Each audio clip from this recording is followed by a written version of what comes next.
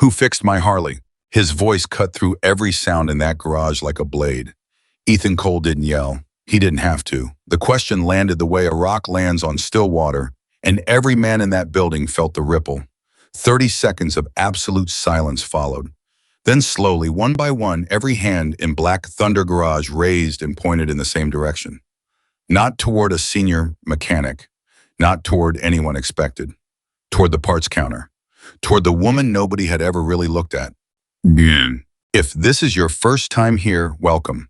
Subscribe to the channel, follow this story all the way to the end, and drop a comment below telling me what city you're watching from.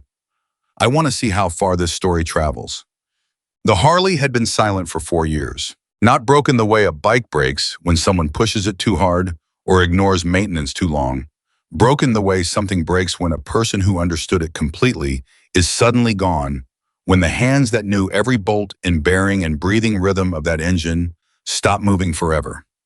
Ethan's brother Marcus had built that 1965 Panhead from near nothing over 3 years, sourcing original parts from across the country, arguing with suppliers over authenticity, staying up past midnight in this exact garage while the Arizona desert cooled around him and the stars came out one by one above the tin roof. Marcus Cole died on a Tuesday morning in April 4 years ago on a highway outside Tucson. The Harley hadn't moved since. Ethan had covered it with a canvas tarp the same week they buried Marcus. He hadn't touched it since. He'd asked his best men to look at it once, maybe 18 months after the funeral, when he'd convinced himself he was ready, when he'd told himself that Marcus would want the bike to run again rather than collect dust under a tarp in the corner of a cold garage. His most experienced mechanic had spent 2 full days with it. Then a second man tried, then a third. One by one, they came back to Ethan with the same expression. Part confusion, part frustration, part something that looked almost like defeat. It's not the obvious stuff, his lead mechanic Danny had told him. The obvious stuff I can fix in my sleep. It's like the whole thing's been built around some kind of internal logic I can't crack. Every time I think I understand what Marcus was doing with the timing, something else doesn't add up. It's like the bike speaks a language none of us learned.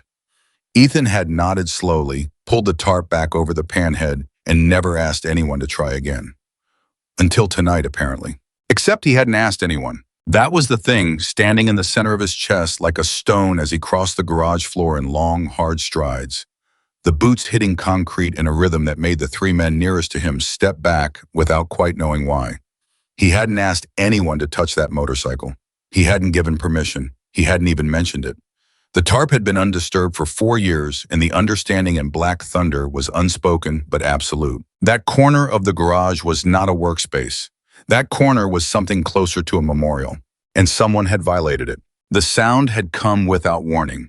A deep rolling thunder that started somewhere low and built itself up through the garage like a living thing, rattling the tool pegboards and vibrating the coffee mugs on the break table and pulling every head up simultaneously from whatever it was doing. Nobody had moved for a full 3 seconds. They'd all looked at each other because they all knew that sound. Every man in that building had heard recordings of Marcus's Harley enough times to know exactly what engine was running, and the impossibility of it had landed on all of them at the same moment. Then they'd looked toward the corner, and they'd seen her. Ethan reached the parts counter in 12 strides and stopped. Claire Whitmore looked up from the workbench where she was standing, a clean rag in one hand, a set of timing tools laid out in a neat row beside her. She wasn't flustered. She wasn't apologetic. She met his eyes with the same quiet steadiness. She always carried the steadiness that he'd registered somewhere in his peripheral awareness over the past 7 months and never once stopped to think about, because there had always been something more pressing, always something louder demanding his attention. Who gave you permission to touch that bike? His voice was flat, controlled, which was worse than shouting, and every person in the garage knew it. Nobody, Claire said. The single word dropped into the silence of the building like a weight. Ethan stared at her. Nobody. That's right. You went under that tarp without asking me, without asking anyone. He took a step closer. Do you understand what that bike means to this garage? I understand what it meant to your brother, Claire said. That's why I fixed it. The sentence hit him somewhere he wasn't prepared for. He felt the impact of it move through him before he could stop it, a sudden, sharp pressure behind his sternum, the way grief moves when it gets caught off guard by something unexpected. He pushed it back, pressed it flat, kept his face still. "You don't know anything about my brother." "I know what he did to that engine," she said. "I know what he was trying to build, and I know why it wouldn't run for anyone who came after him." Ethan was quiet for a moment. Around him, the garage had gone completely, entirely still. Not the kind of stillness that happens when people are pretending not to listen, but the kind that happens when 20 men collectively stop breathing because they sense something important is occurring and they don't want to interrupt it. "Explain that," he said finally. Claire set the rag down on the bench. "Marcus didn't build that panhead the way the manuals say. He modified the timing advance in a way that compensates for the specific air density at elevation. Here in the desert, it's a real modification. It works, but it means the bike runs like garbage if you try to tune it the standard way." Every mechanic who looked at it was fighting against what he built instead of working with it. They kept trying to correct what they thought was wrong, and every correction they made pushed it further out of balance. Ethan did not speak. "The engine needs to be approached on its own terms," she continued. "Once you understand what Marcus was actually doing, what he was designing toward the rest of it opens up. It's not complicated. It's just specific. You have to know what you're looking at." He stared at her for a long moment. "How do you know what Marcus was doing?" For the first time, something shifted in Claire's expression. Not much, a small tightening around her eyes, something that might have been the beginning of a decision. Then it passed and the steadiness came back. "Because I've seen that kind of modification before," she said, "and I recognized it." He waited for more. She didn't offer it. Ethan turned away from the counter and walked back toward the panhead. The tarp was folded neatly on the floor. She'd folded it, he noticed, not just pushed it aside, and the 1965 panhead sat completely exposed under the garage lights for the first time in 4 years. He crouched down beside it and looked, really looked, the way he hadn't let himself look in a long time, because looking meant feeling things he wasn't ready to feel. The engine was running at a low idle now, settled and smooth, a sound he remembered from childhood, Marcus tuning it in their parents' driveway on hot summer evenings. The neighbors leaning over their fences, everybody drawn to that sound. It was the same sound. It was exactly the same sound. His throat tightened. He put one hand against the engine casing, not on it, just near it, the way you hold your hand near a candle to feel the heat before you commit to touching it. Warm, running, alive. He stood up and turned around. The whole garage was still watching. "Who is she?" he asked the room. Everybody looked at each other. The question was more complicated than it should have been for a woman who'd been working in this building for 7 months. Danny spoke first. "She works the parts counter, Raven. She's been here since, I don't know, February, March," someone else offered. "She handles orders, inventory. Sometimes she's here when I come in early to open up," Danny added. "She's always already here. Never really, I don't know. She keeps to herself." Ethan looked back at Claire, who had not moved from the workbench and was watching this conversation with an expression that gave nothing away. "What do you do here?" he asked her directly. "Actually do, day to day." "Parts counter," she said. "Inventory management, supply orders. I also do some diagnostic work on customer bikes when Danny or the others are backed up." "Diagnostic work," he repeated. "Sometimes, when there's overflow." He looked at Danny. Danny made a face that was both guilty and defensive. She's helped out a few times. She's fast and she doesn't make mistakes, so I let her work on some of the simpler stuff." "Simpler stuff," Claire said quietly, and there was nothing sharp in her voice, nothing that could be called sarcasm, just a flat, simple observation, like she was noting a discrepancy in a parts catalog. Danny had the grace to look uncomfortable. "She fixed the Henderson's vintage knucklehead last month," he said to Ethan, as if confessing something. "I told them it was me. She didn't say anything." Silence. Ethan absorbed this. He turned it over. He looked at the woman behind the parts counter, the quiet blonde who had been moving through this garage for 7 months, like furniture, like part of the architecture, like something so consistently present that it had become invisible, and he tried to square the image he'd been carrying with the information that was now stacking up around it, and the two things would not align. "Come here," he said. She came around the counter without hesitation. He noticed the walk, something slightly off in her left side, a compensation that was subtle enough that you'd miss it entirely if you weren't paying specific attention. He hadn't paid specific attention before. He was paying it now. And led her to the panhead and crouched beside it. She crouched beside him. This close, he could see the scars on her hands, not the ordinary scars of garage work cuts and burns from tools, the normal vocabulary of mechanical hands. These were older, deeper, the kind that happen under different conditions entirely. "Tell me what you did," he said. "Walk me through it." She did. She talked for 20 minutes. She went through every step she'd taken with the panhead in a calm, methodical sequence, not showing off, not performing, just explaining the way someone explains a thing they know completely and have no need to dramatize. She talked about the timing advance modification and the specific way Marcus had calibrated it for the altitude and temperature range of the Sonoran Desert. She talked about the carburetor adjustment and how it interacted with the modified timing. She talked about a hairline fracture in the primary chain case that she'd found and addressed a fracture so small that it had been causing intermittent pressure loss that would have looked like a dozen different other problems to anyone who didn't know to look for it there specifically. She pointed, she traced, she explained sequences of cause and effect with the fluency of someone who had been thinking about engines for a very long time. Ethan listened. He asked questions. She answered them without hesitation, without fumbling, without the slight pause that comes when someone is recalling information rather than speaking from immediate knowledge. Everything she said held together perfectly, technically, airtight, and something in him that had been braced against her began to soften despite himself. "How long did this take you?" he asked. "About 2.5 hours, she said. "Tonight, I've been thinking about it for a few weeks." A few weeks. I saw what the problem was pretty early on, but I didn't have permission to work on it, so I just thought it through, made sure I had the right approach before I acted. "Why didn't you ask me?" She was quiet for a moment. Then, "Would you have said yes?" He started to say yes, then he stopped. Because the honest answer was no. The honest answer was that he would have said no before she could finish the sentence, the way he'd said no to everyone who'd tried and failed, the way the refusal had become reflexive. He would have said no, and she would have walked away, and the panhead would still be sitting cold under a canvas tarp. "Probably not," he admitted. "That's why," she said simply. He stood up. He looked at the running engine for a long moment. Then he looked at her.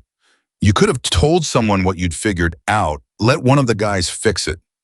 Something changed in her eyes, very briefly a flash of something that was gone before he could identify it completely, but that he caught the edge of. "I could have," she agreed. She didn't say anything else, and she didn't have to.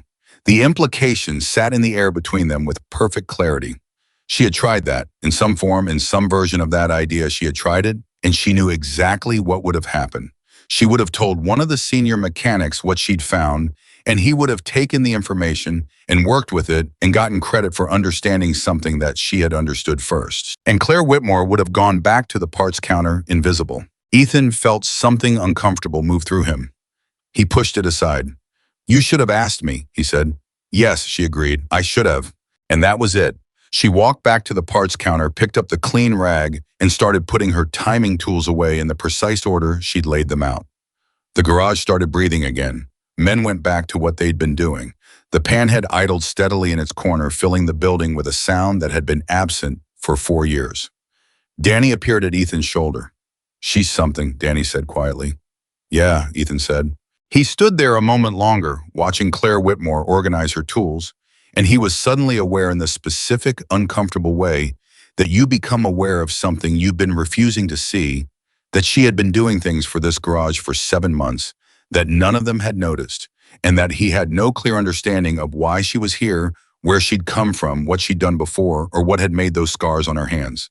He had not been curious before. I was curious now. The week after the Harley incident, Ethan started paying attention differently. It was not something he decided consciously. It was the kind of shift that happens when something forces a recalibration. When you've been carrying a picture of a situation in your head, and someone pulls back a corner of it and shows you that the picture was wrong, and now your eyes keep returning to the place where you know the discrepancy is because you can't help yourself. He started noticing things. The tools at the parts counter were organized in a system that was not random. It was a deliberate efficiency system.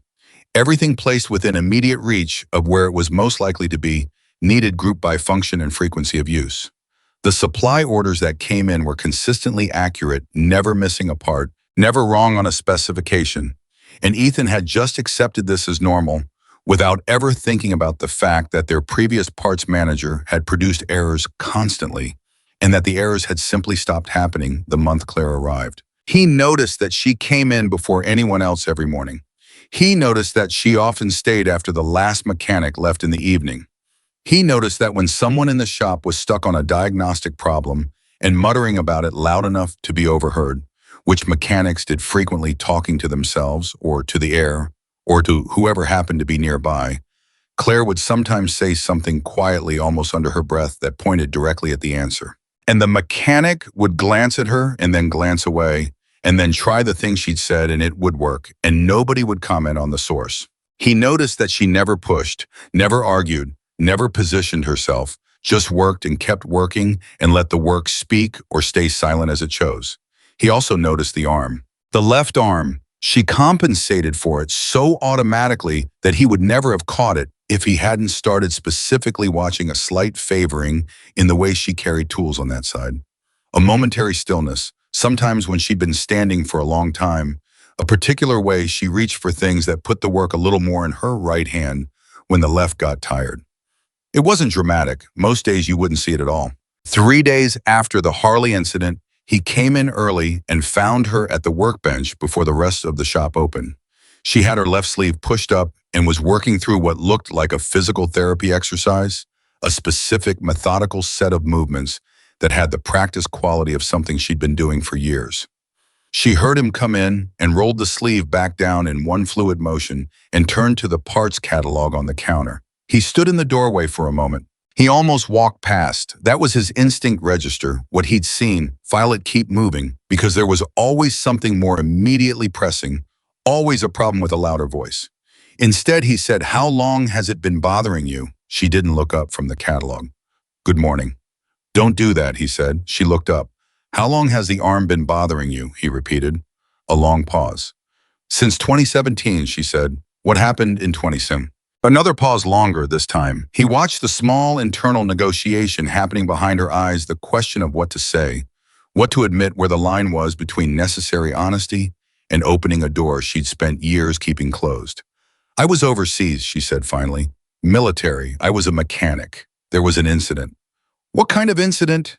"The kind where everyone else walked away, and I didn't quite," she said. Her voice was steady, completely steady. "I got there eventually. It just left some things behind." He looked at her arm. She didn't follow his gaze, just held his eyes directly, waiting. "Are you getting treatment for it?" "I manage it." "That's not what I asked." She was quiet for a moment. "Treatment is, there are hurdles with that. I manage it," she said again, and her tone made clear that the subject was closed. He wanted to push. He felt the impulse rise, and then he thought about the way he'd have received that impulse from someone else.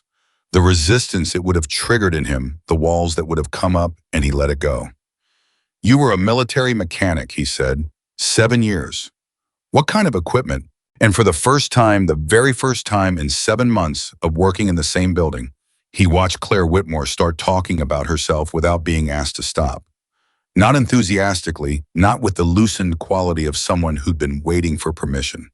Carefully, precisely, the way she did everything else. She told him about the vehicles, the range of them, Humvees, MRAPs, helicopters, and once a situation involving an ancient Soviet-era truck that she had kept running with a material she described as creative because there was nothing else available, and the alternative was leaving a 4-person team stranded in a location that was not safe to be stranded in. She talked about the pace of the work, the way military mechanical work operated under a pressure that civilian work simply didn't replicate.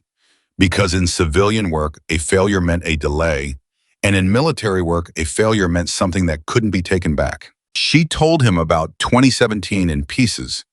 Not all of it, not the full shape of it, but enough. A convoy, a failure that wasn't mechanical. The specific weight of being the one who kept the vehicle running when everything around it was disintegrating.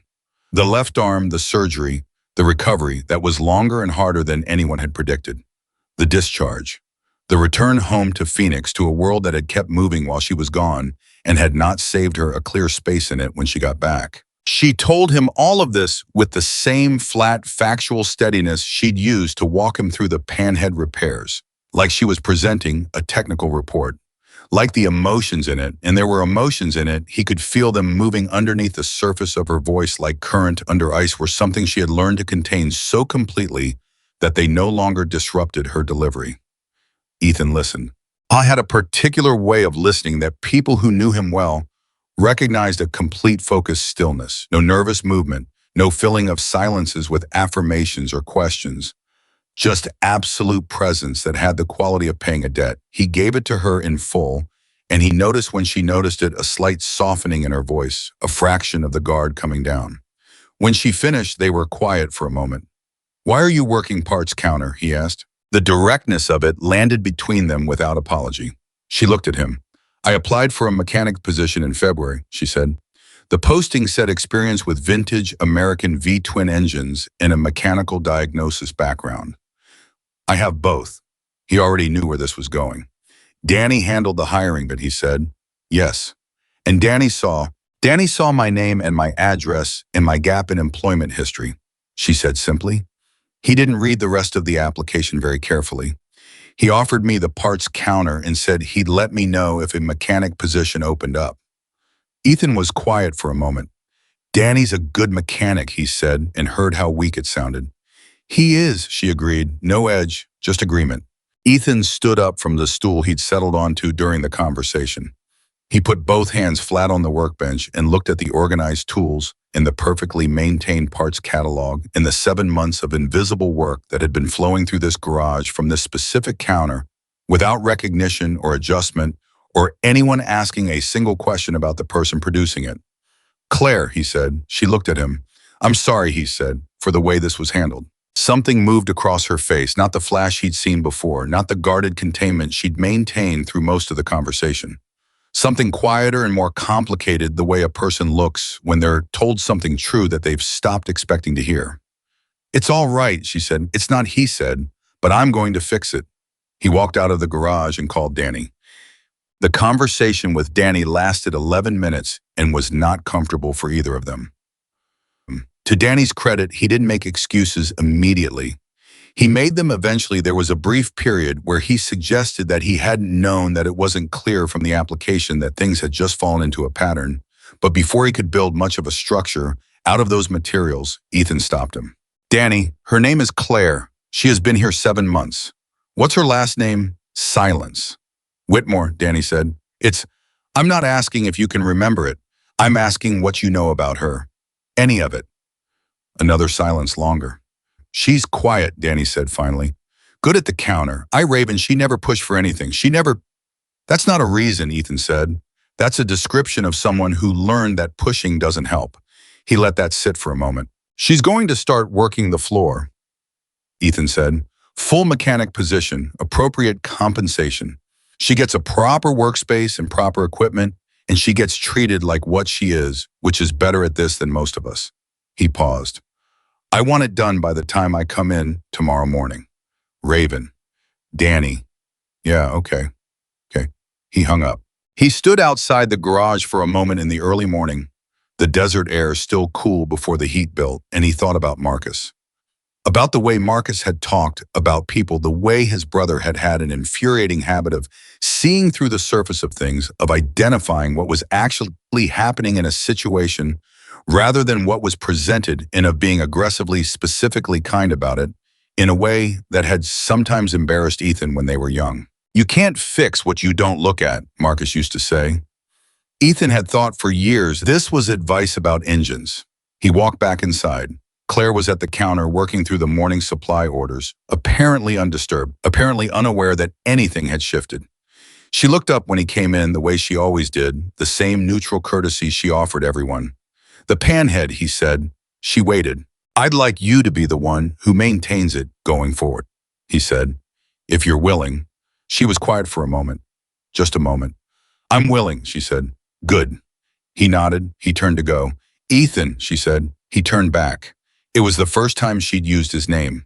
Not Raven, which was what the club used, but Ethan, which was a thing only people who'd known him long enough and well enough and carefully enough used. He waited. "Thank you," she said simply. He nodded once and walked back into the shop. Overhead, the desert sun was climbing, and underneath the single bare bulb that lit the corner of the garage where it lived, the 1965 Panhead idled on warm and running, filling the building with a sound like something that had come back from somewhere far away. The morning Ethan told the garage that Claire Whitmore was moving to the floor, nobody said anything out loud. That was the first thing. The silence that followed his announcement was not the comfortable kind, not the silence of men who've heard something and accepted it and are moving on. It was the particular silence of men who have opinions they've decided it's smarter not to voice, at least not yet, at least not in front of Raven Cole, who was standing in the middle of the garage with his coffee cup and his flat, patient expression that everyone in the building knew meant the decision had already been made and the discussion portion of the morning was not happening. Danny stood slightly to the left and slightly behind Ethan, which was where Danny always stood when he'd been part of the executive discussion and wanted everyone to know he was aligned without having to say so explicitly. The mechanics looked at each other. Big Sal raised his eyebrows at Jimmy Torres. Jimmy Torres looked at the floor. A younger guy named Curtis, who had been with Black Thunder for about 8 months and had the particular energy of someone who hadn't yet learned which battles cost too much, opened his mouth. Ethan looked at him. Curtis closed his mouth.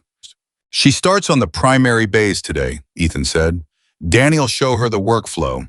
Anybody has a problem with the work she produces, you bring it to me directly with the specific technical issue. You bring me anything else, we'll have a different conversation." He took a sip of his coffee. Okay. It wasn't a question. People went back to work. Claire, who had been standing at the parts counter during all of this, not hovering, not watching anxiously, just present in the same low-key way she was always present, nodded once at Ethan when he looked over at her, and then went back to the supply order she'd been processing, like she was giving everyone time to adjust before she stepped into the new space, like she understood that the announcement and the reality needed a little distance between them. Ethan noticed this. He noticed it the way he'd been noticing things about her all week, that specific recalibrated attention that felt a little uncomfortable because it kept showing him how long he'd been not paying it. Danny walked over to the counter around 9 and said with the strained casualness of a man trying to reset something that had been set wrong, "You ready to take a look at the primary bays?" "Sure," Claire said. She finished the line she was writing in the order log, capped her pen, and followed him. She didn't say finally. She didn't say it's about time. She didn't say a single word about the 7 months she'd spent behind that counter when she should have been on the floor. She just picked up her tools and walked through the door that had been closed to her and got to work. Ethan watched her go and felt something he couldn't entirely name. Part respect, part guilt, part something that didn't have a clean label. He went back to the office. He had things to do, but he left the office door open. By noon, something was happening in the primary base. It started quietly, the way most significant things in that garage started, not with an announcement or a confrontation, but with a result that couldn't be argued with.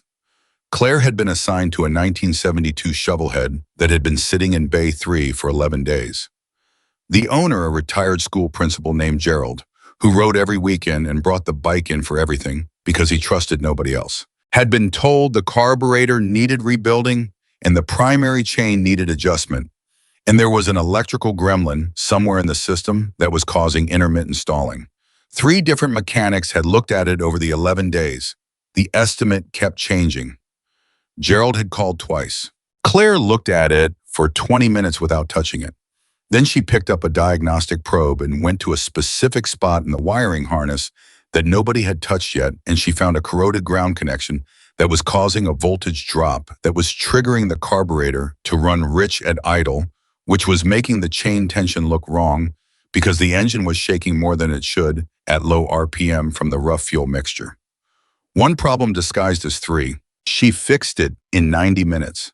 Jimmy Torres, working in Bay 2, watched without appearing to watch. Sal came over under the pretense of getting a socket from the cabinet on that side of the room.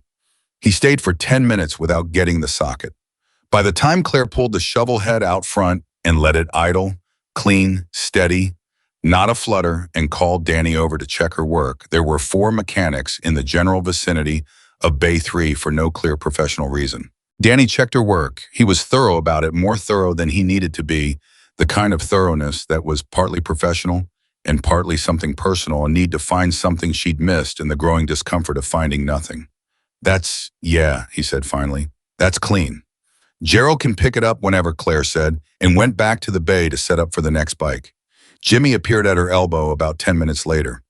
Hey, he said. She looked up. That was good work, he said. On the shovel head. I looked at it Monday and I thought it was the carb. The carb looked like the problem, she said. The ground made it look that way. Yeah. He shifted his weight. He was clearly working towards something and taking the long way around it. How'd you know to look at the harness first? I didn't, she said. I looked at everything in sequence. The harness was where the sequence led. He nodded slowly. This was clearly not satisfying because what he was actually asking was, how did you see it in 20 minutes when I spent a day and a half on this bike and didn't find it? And the answer she'd given was technically accurate, but didn't address the real question, and they both knew it. What sequence, he asked. And here was the moment. Ethan, who had drifted near the bay with a cup of coffee and no particular destination, watched it happen, watched Claire Whitmore consider the question, consider Jimmy Torres, consider what was being offered and what was being risked, and then make a decision. She pulled a stool over and sat down, and she explained her diagnostic sequence. Not quickly, not dismissively, not with the patient condescension of someone who is smarter explaining things to someone who isn't. Like a colleague talking to a colleague. Like someone who genuinely believed that sharing what she knew was the point. Jimmy listened. Sal drifted over. Then Curtis. Then eventually Danny, who arrived last and stood slightly further back than the others, but was absolutely present and absolutely listening. She talked for 20 minutes. She drew a sequence on the back of a work order with a pencil, a decision tree, a diagnostic flow that started with symptom and moved systematically toward cause, each branch point marked with a physical test that would confirm or eliminate the direction. That's military, Sal said suddenly. Everyone looked at him. That flow, that's a field diagnostic protocol. I've seen that. My nephew's a marine mechanic. He showed me something like that once. He looked at Claire. Where'd you get that? She was quiet for a moment. I developed it, she said, based on protocols from when I was in the service. The silence in the bay changed quality. You were military, Jimmy asked. 7 years. Mechanic. Curtis, who had the complete inability to manage his own face, was looking at Claire with an expression that suggested he was radically reorganizing a number of assumptions, and the reorganization was happening in real time and was somewhat uncomfortable to witness. What kind of equipment? Sal asked. And Claire told them. Not everything. Not the 2017 story. Not the arm. Not the things she'd told Ethan alone in the early morning quiet. Just the work. The vehicles. The range and the pressure and the pace. She spoke for a while and the whole bay was still and listening, and nobody thought about what they were supposed to be doing because what was happening in Bay 3 was more important. When she finished, Jimmy Torres looked at her for a long moment. 7 months, he said. You've been here 7 months. Yes. And you've been parts counter this whole time. Yes. He looked at Danny. Danny looked at the floor. The silence that followed that look was not comfortable for Danny, and Danny knew it, and the knowledge of it was visible on him in a way that was neither pleasant to produce nor pleasant to witness. Okay, Sal said with the tone of a man drawing a line under something. We're moving on, he looked at Claire. You need anything for Bay 3, supplies, tools, anything? I'm good, she said. Thank you. She went back to work. The others filtered back to their own bays. The garage resumed its usual rhythm, but the quality of the rhythm was different. Something had shifted in the arrangement. Some calibration had changed, and everybody could feel it without being able to precisely identify it. Ethan went back to his office. He stood at the window that looked out over the floor for a moment, coffee going cold in his hand. You can't fix what you don't look at, Marcus. He turned away from the window and got back to work. Gerald called at 2 in the afternoon. He'd gotten Danny's message that the shovelhead was ready. Who fixed it, he asked Danny, our newest mechanic. The same people who've been looking at it for 11 days. Danny paused. New person, different eyes. It's actually fixed, not just temporarily appeased. It's fixed, Danny said. Ground issue in the harness. Should have been caught on day 1. It won't happen again. Gerald was quiet for a moment. Who's the new person? I want to make sure I get them next time I bring it in. Danny told him the name. Gerald arrived at 4 to pick up the bike, and he asked to speak to Claire directly. He was a compact man in his late 60s, silver-haired and precise in the way that people who spend their professional lives managing classrooms of children often are: a fundamental orderliness, a comfort with authority that wasn't aggressive because it didn't need to be. He listened while Claire walked him through what she'd found and what she'd fixed. He asked 2 specific questions. She answered them. He nodded. "I've been bringing bikes here for 12 years, Gerald said. "This is the first time anyone has explained what was actually wrong in terms I could follow." He paused. "Are you going to stay?" Claire blinked slightly, caught off guard the first time Ethan had seen her genuinely surprised by anything. "I intend to," she said. "Good," Gerald said with the decisive simplicity of a man who had just made up his mind about something. He shook her hand, right hand, Ethan noticed, and Gerald noticed the way she offered the right hand specifically and filed it away with the mild, attentive courtesy of someone who pays attention to people, and walked out to the shovel head. He started it. It ran clean and smooth and quiet, a sound that made 2 of the mechanics stop what they were doing and just listen for a second, because it was the sound of a well-running engine, and that sound was its own kind of proof. Gerald rolled out of the lot. Ethan looked at Claire. She was already writing up the work order. The first real trouble came on a Thursday. Not from inside the garage, from outside, from a phone call that landed on Ethan's desk at 10 in the morning and took the shape of a smooth, assured, deeply irritating voice explaining that it was calling on behalf of a collector. The collector's name was Preston Hale. Preston Hale was the kind of man who collected motorcycles the way other men collected status, not from love of the machines, but from the desire to own things that other people wanted. He had 17 vintage bikes in a climate-controlled facility outside Scottsdale. He had money the way geography has terrain. It was just the shape of his landscape, not something he thought about. He had heard through channels Ethan didn't particularly want to know about that the 1965 Panhead at Black Thunder Garage was running again. He wanted to buy it. The opening offer delivered through his assistant on the phone was $140,000. Ethan hung up without responding. The assistant called back. Ethan let Danny answer it. Danny came into the office with the look of a man who had been handed something and wasn't sure what to do with it. "He's offering $160 if you'll take his call," Danny said. "I won't take his call." "Raven, Danny, I know what my brother's bike is worth. I know what it's worth to me. Those are different numbers, and only one of them matters." He looked up from the invoices he was working through. "We done." Danny left. But Preston Hale did not go away. He showed up in person on Saturday. I was not what Ethan expected, which was itself a kind of tactic. Hale arrived not in a luxury vehicle with a driver, but on his own vintage Triumph, which was a beautiful machine. A 1959 Bonneville in a condition that suggested serious restoration money, and he parked it in the lot and walked in like he was comfortable in garages, which he apparently was. He was in his early 50s, tanned and lean, with the easy physical confidence of a man who had never had a reason to doubt his welcome anywhere. He looked around the garage with the specific eye of someone who knew machines, not pretending. He actually looked at the bikes, read what he saw in them, registered details. Then his eye landed on the Panhead. He walked toward it before he'd spoken to anyone drawn directly to it, with the unerring accuracy of a collector who has been thinking about a specific object for some time. He stood in front of it for a long moment. Then he looked around for whoever was in charge. Ethan was leaning against the office door frame. Hale walked over, the hand extended. "Preston Hale, I think my assistant reached out." "You think?" Ethan said. Hale smiled. He had the smile of a man who had been told his smile was effective and had used it long enough that it had become its own kind of automatic. "I understand you might be irritated about the approach. That's fair. I tend to move fast when I see something I want." He looked back at the Panhead. "That's a remarkable machine.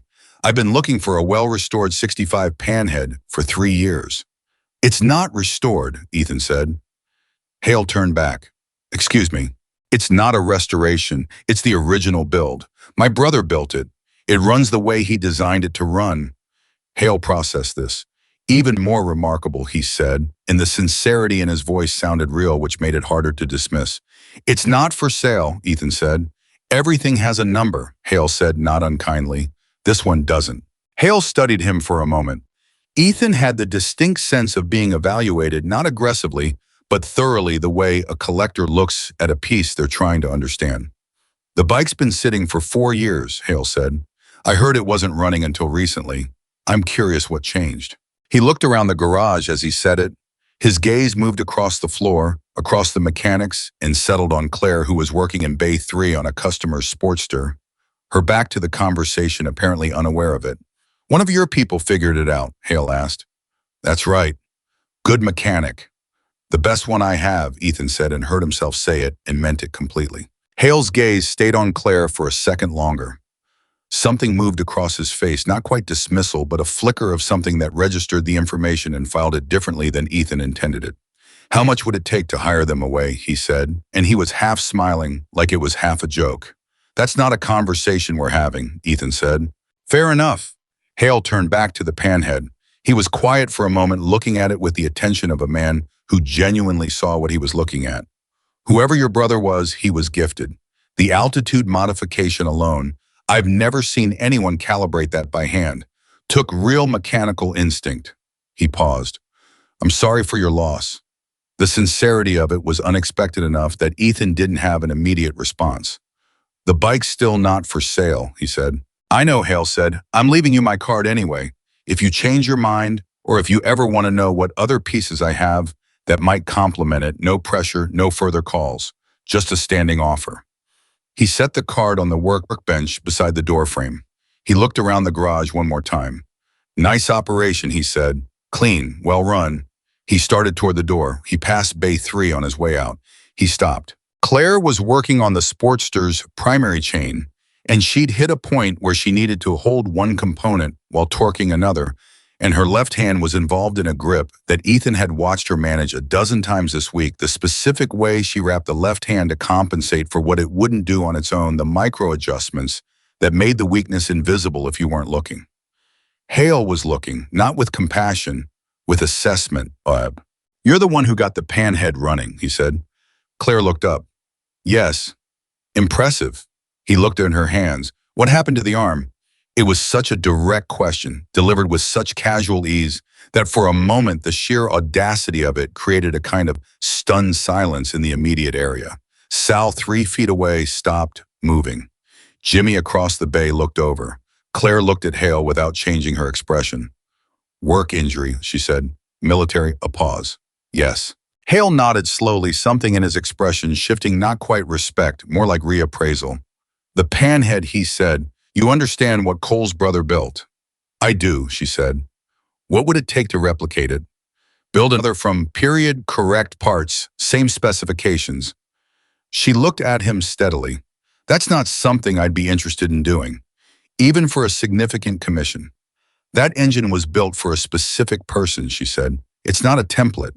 Hale was quiet for a moment. He looked at her with the same evaluating expression he turned on the panhead, reading her, assessing her, finding the shape of what she was. Cole's right not to sell, he said finally. The machine is only what it is because of what went into it. That's rare. He glanced at Ethan, who had followed him across the floor. Whatever you're paying her, it's not enough. He walked out. The Triumph started clean and deep-throated and rolled out of the lot. The garage was quiet for a moment. Then Sal said to nobody in particular, I don't know if I like that guy or not. You don't have to, Ethan said. He looked at Claire, who had already gone back to the Sportster, the interaction apparently closed and filed in whatever internal systems she used to process the world. He looked at her left hand on the wrench. He went back to the office. He sat down at his desk. He pulled out his phone and opened his contacts and scrolled to a name he hadn't called in 8 months, Dr. Rachel Okafor, who ran a clinic in North Phoenix that specialized in veterans care, and who owed him a favor from a time he'd rather not explain in detail, but that had resulted in her getting home safely on a night when her car had failed on a dark road and Black Thunder had sent 2 bikes to ride escort. He called the number. She answered on the 3rd ring. Ethan Cole, she said. This is either going to be interesting or expensive. I've got someone I want you to see, he said. She's not going to want to come. They never do, Dr. Okafor said. Tell me about her. He told her.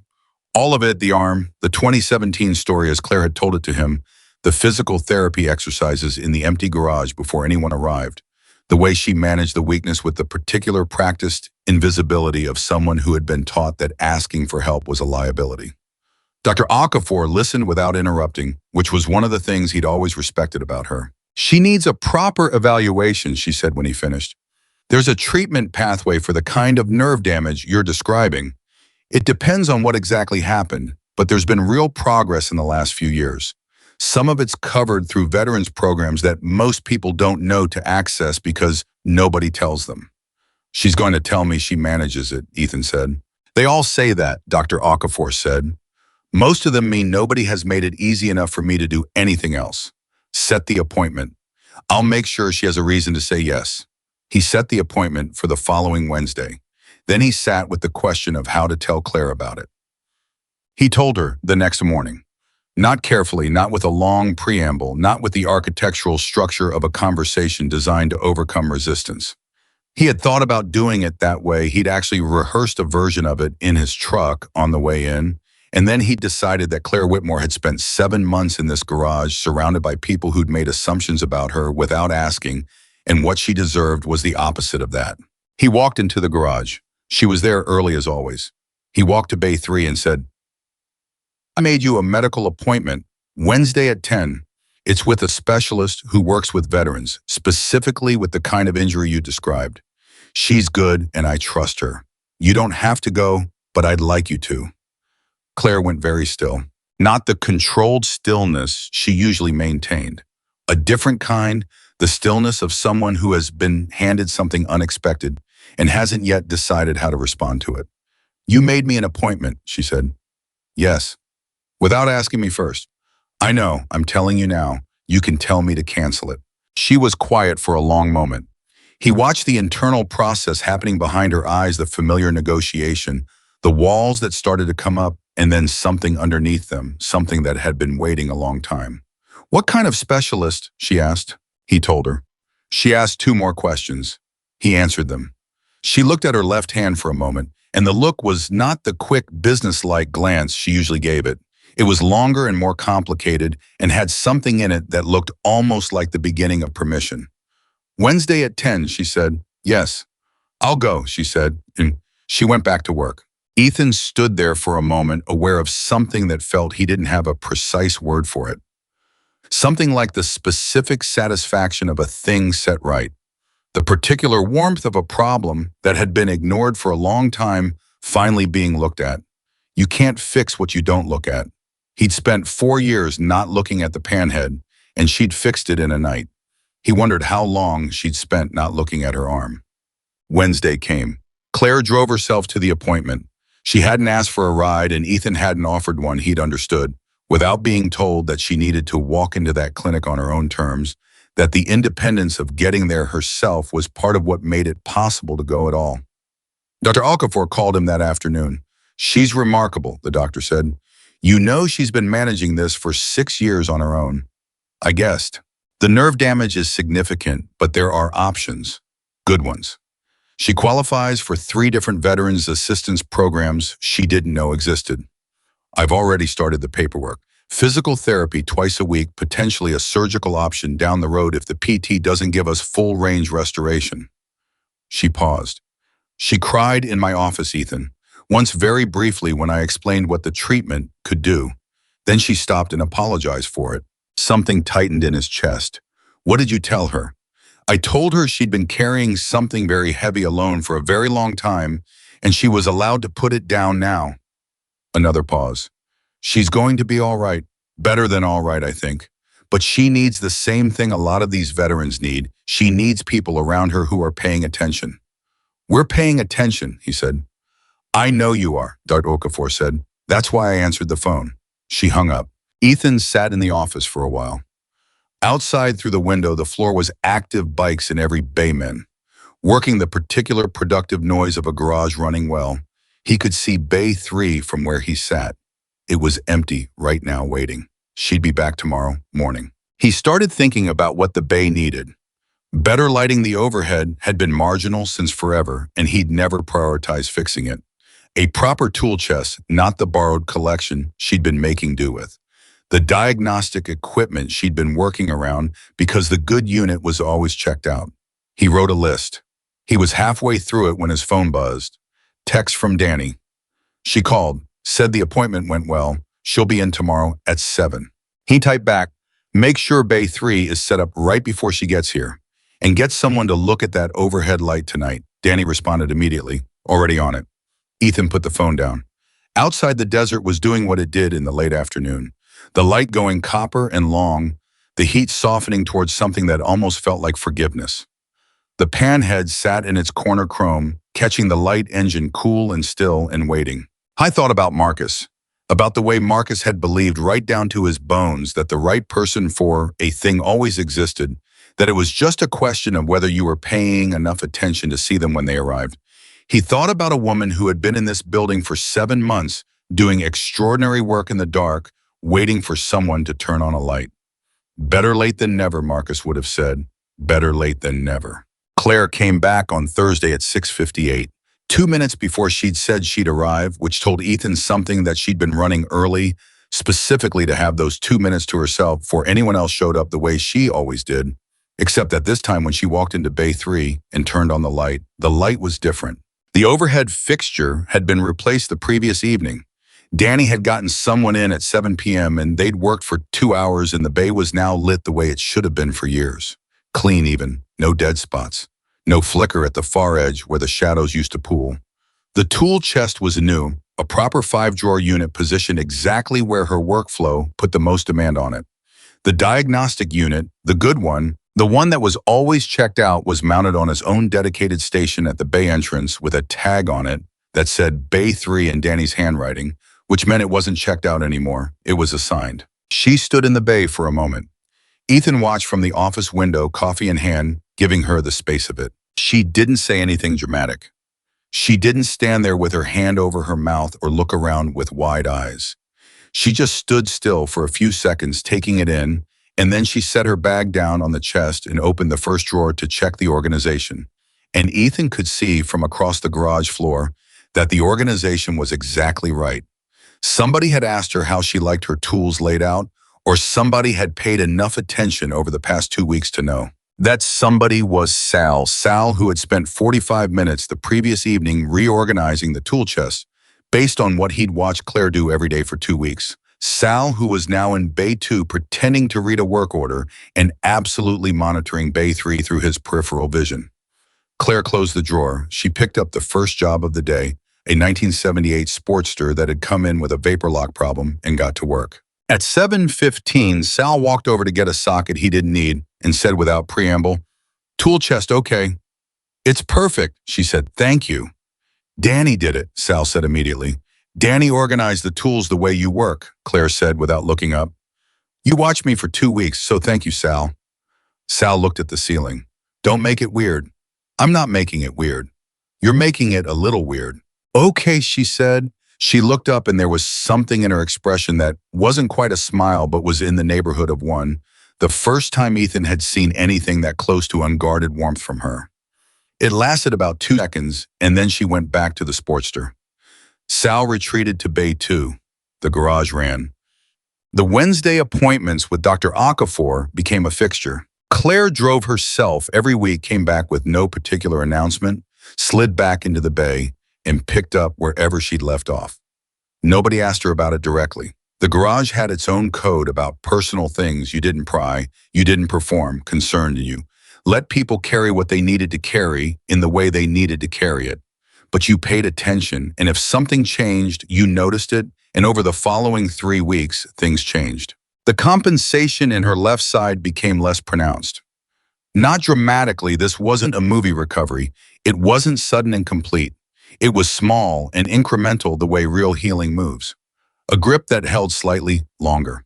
A reach that didn't require the same degree of readjustment. She still had the exercises she ran through in the morning, but the set was different now.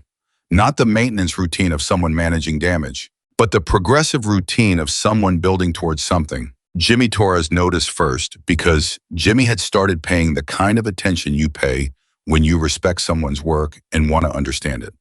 "Your range is better," he said one morning, not making a big thing of it, just noting it the way you'd note a compression reading. "Little bit," she said. "The PT, yeah." "Good," he said. That was it. He went back to work. But the word moved through the garage in the way words move in small, enclosed communities of people who care about each other, without always being articulate about it, passed sideways and in pieces, in glances and nods, until everybody knew without a meeting having been called that Claire's arm was getting better and that this was something they collectively wanted. Curtis, the youngest mechanic, brought her coffee one morning without explaining why. He just set it on the corner of the tool chest, the right temperature, the right amount of sugar, which he'd worked out by watching her make it for herself twice. He didn't say anything.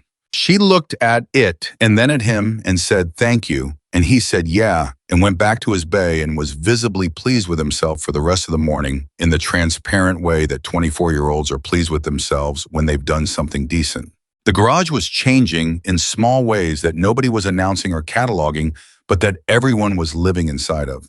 And then Preston Hale came back. I didn't call first this time either. He arrived on a Friday morning, 3 weeks after his first visit, same triumph. Same easy confidence, same collector's eye moving across the floor before he'd spoken to anyone.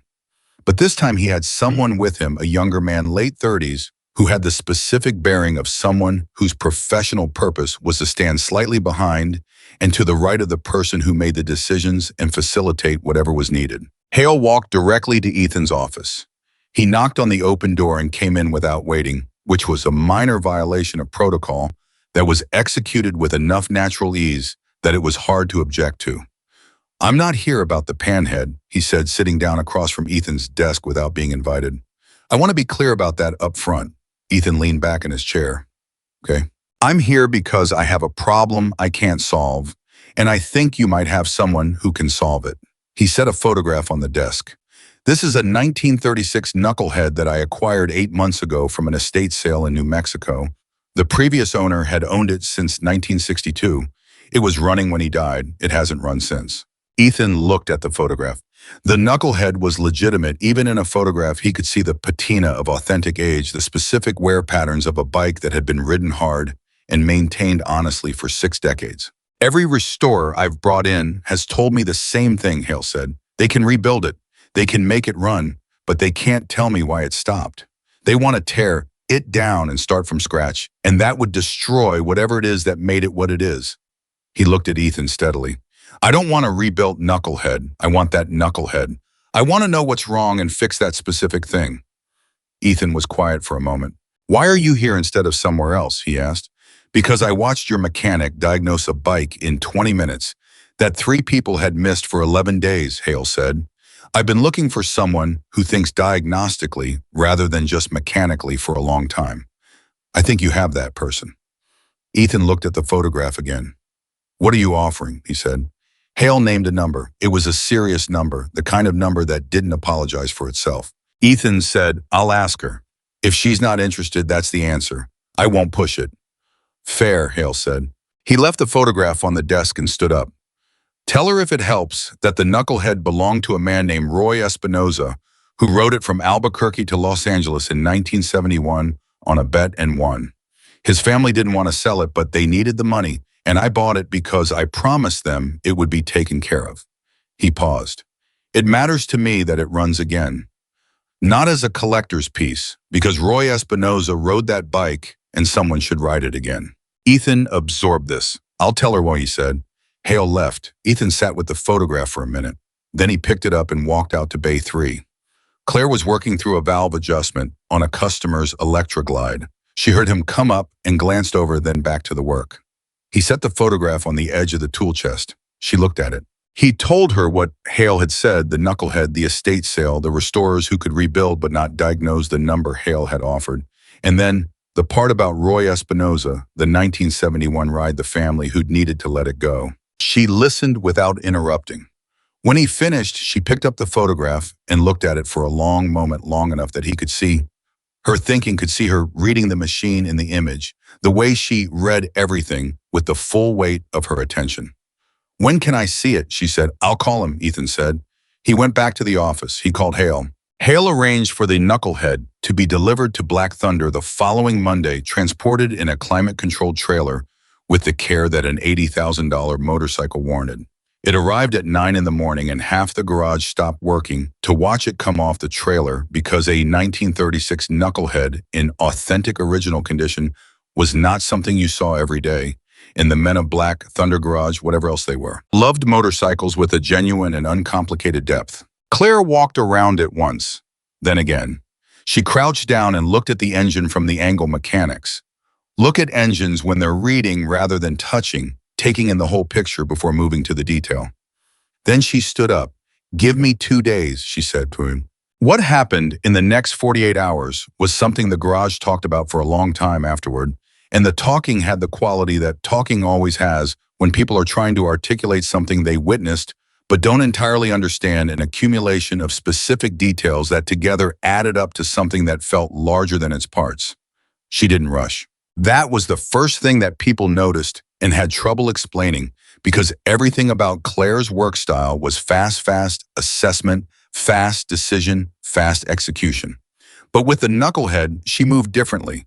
She moved the way a surgeon moves through complicated anatomy, not slowly exactly, but with a patience that refused to be pressured by anything. She worked in the morning and into the afternoon, and then she stopped and went home and came back the next morning and started again. She didn't talk much while she was working.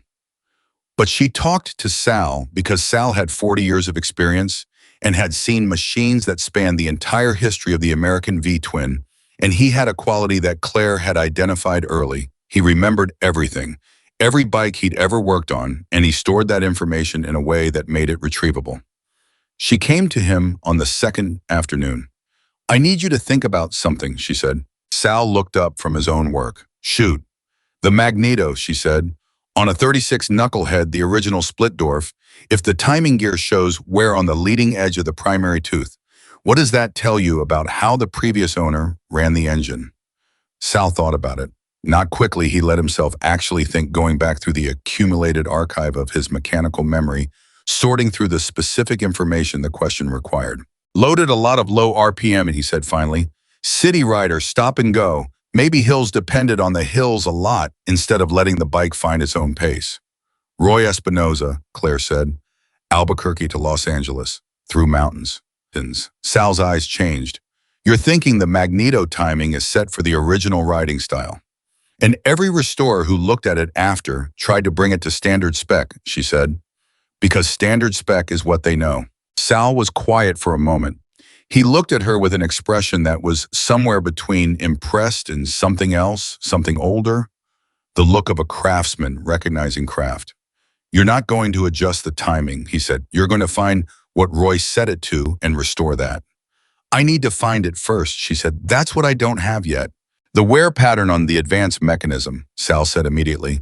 "If the Splitdorf is original, and if that bike is what Hale says it is, it's original.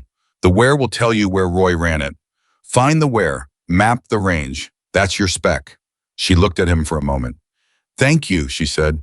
"Don't make it weird," he said. She almost smiled. "I'm not making it weird."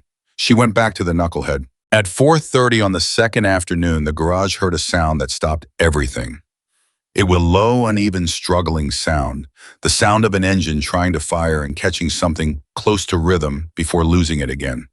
It happened 3 times each attempt, getting slightly more organized, slightly more like the thing it was supposed to be, and then on the 4th attempt, the 1936 knucklehead fired. Not cleanly, not the smooth, settled idle of the panhead on the night Claire had first run it. Rough and raw and ancient sounding, with the particular voice of an engine that has been quiet for a long time and is finding its breathing again. But running, unambiguously, definitively, actually running. Every mechanic in the building stopped working. Nobody said anything for about 15 seconds. Then Sal made a sound that was not a word, a short, involuntary vocalization, the kind of sound a person makes when something genuinely surprises them, which for Sal was rare enough to be significant. Curtis said, "Oh my God," quietly. Danny walked over from the far side of the garage and stood watching the knucklehead run with his arms crossed and an expression on his face that mixed professional assessment with something more personal, something that looked like a man recalibrating his understanding of what was possible. Claire was crouched beside the engine listening to it. She had both hands near it, not touching, reading the vibration and heat and sound with the full attention of her whole body. Her face was completely still and completely focused, and there was something in the quality of that focus, the totality of it, that made the garage feel like they were watching something private, something sacred in the way that pure competence can be sacred when it's full and genuine and unperforming. The knucklehead ran. It ran rough and it ran uncertain, and it needed work that Claire would tell them it needed. And it was without question the sound of Roy Espinosa's motorcycle finding its voice after 2 years of silence. Ethan stood in the office doorway. He had the photograph in his hand, the one Hale had left on his desk. He looked at the photograph and he looked at the running engine, and he thought about Roy Espinosa riding out of Albuquerque on a summer morning in 1971 with a bet to win and a whole country of road ahead of him. He called Hale. Hale answered on the second ring. "It's running," Ethan said. Silence on the line for a moment. "Completely," Hale said. "Running rough, needs adjustment, but it fired."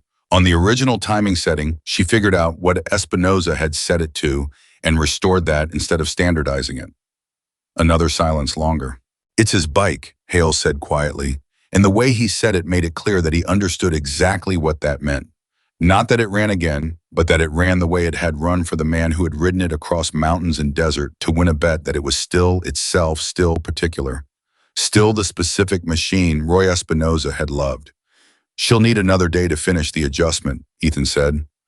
"Take whatever time she needs," Hale said. Just tell her thank you." "Tell her yourself," Ethan said. "Come Friday." Yeah, and Hale came Friday. He came alone, without the assistant, without the collector's ease and the evaluating eye. He came the way a person comes when they're not performing anything, quietly arriving, like someone who understood that what they were about to receive deserved some form of humility. The knucklehead was in the front bay, idling clean and steady. Now the rough rawness of 2 days ago smoothed into something purposeful, a voice that sounded like the machine had always known this was what it was supposed to sound like and had been waiting for someone to find the frequency. Hale stood in front of it for a long time. Claire was at the tool chest writing up the work order. She looked up when he came in and gave him the same neutral courtesy she gave everyone, which by now Ethan recognized as something different from what it looked like. Not coldness, not reserve, but the specific learned behavior of someone who had been invisible for a long time and still in moments like this defaulted to the small, self-effacing stance of someone who doesn't expect to be seen. "This is Roy's bike," Hale said. "Yes," she said. He was quiet for a moment, still looking at the running knucklehead. "What was wrong with it?" She explained. The magneto timing, the split dwarf, the wear pattern that encoded Roy Espinosa's riding style into the metal itself over 60 years. She explained the process she'd used to recover the original spec, working backward from the wear to reconstruct what the setting had been. She explained why every restorer before her had failed, not because they lacked skill, but because they'd been correcting towards standard when the bike itself was already correct, already set for the specific man who had ridden it. Hale listened. When she finished, he said, "How did you think to look for it that way?" She was quiet for a moment. "I've done it before," she said. "Overseas, when you're maintaining equipment that's been modified in the field by people who aren't in the manual anymore, you have to read what they did. You have to understand the modification on its own terms. The person who made it knew something about their specific situation that the manual didn't account for." She paused. Roy knew his mountains. He knew his altitude. He set the bike for the road he actually rode. Hale looked at her for a long moment. "I want to offer you something," he said. She waited. "I have a collection of 43 vintage motorcycles," he said. 14 of them are in various states of mechanical problem that nobody has been able to properly diagnose. I've been looking for someone to work with my collection on an ongoing basis. Not full-time consulting. Your own schedule, your own terms, appropriate compensation." He paused. "I don't want a shop. I want a person who thinks the way you think." Claire looked at Ethan. It was an instinctive look, and she caught herself doing it, and he could see her register the catch, the small surprise of having looked for someone else's read before forming her own. He kept his face neutral, giving her nothing, because this was not his decision. She looked for Black Thunder, she said. "That's where I'm based. Anything you need from me comes through this garage." Hale nodded slowly. "That's acceptable," he said. "And any bike of yours that comes through this garage," she said, "gets the same treatment as any other customer's bike. No priority queue, no different standard. It waits its turn." "Also acceptable," Hale said, and he was almost smiling. Then we can talk about it, she said. She went back to the work order. Hale looked at Ethan. Ethan said nothing.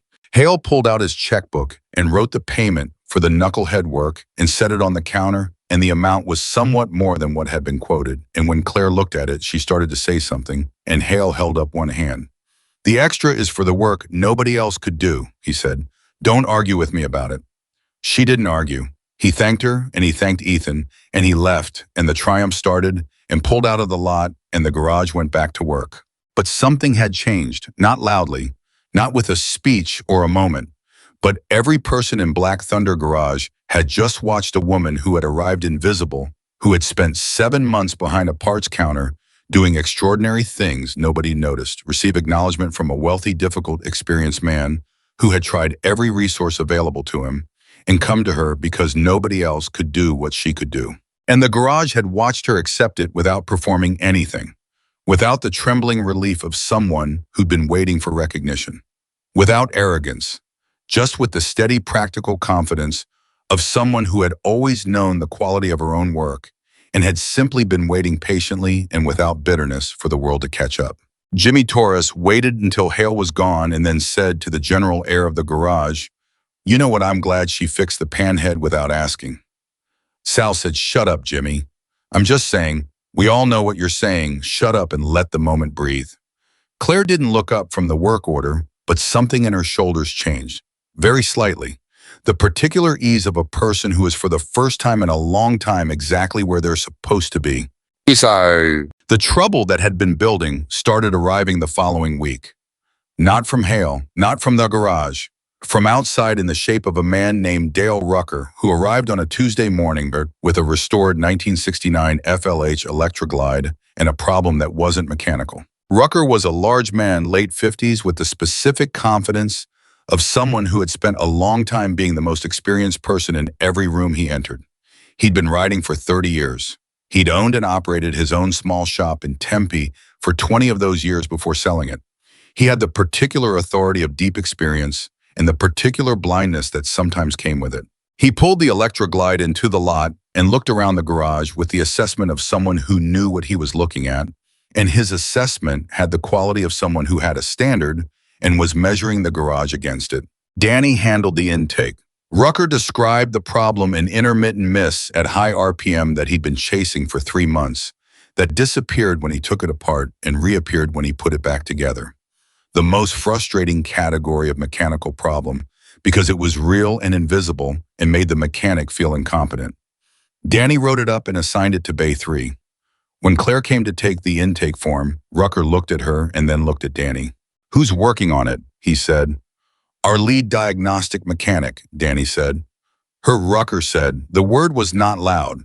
It was almost mild, but it had a quality to it, a specific kind of dismissal that wasn't arguing or confronting, but simply wasn't engaging, the way you might say her about a child who'd picked up a wrench, not with cruelty, but with a complete absence of the recognition that anything needed to be reconsidered.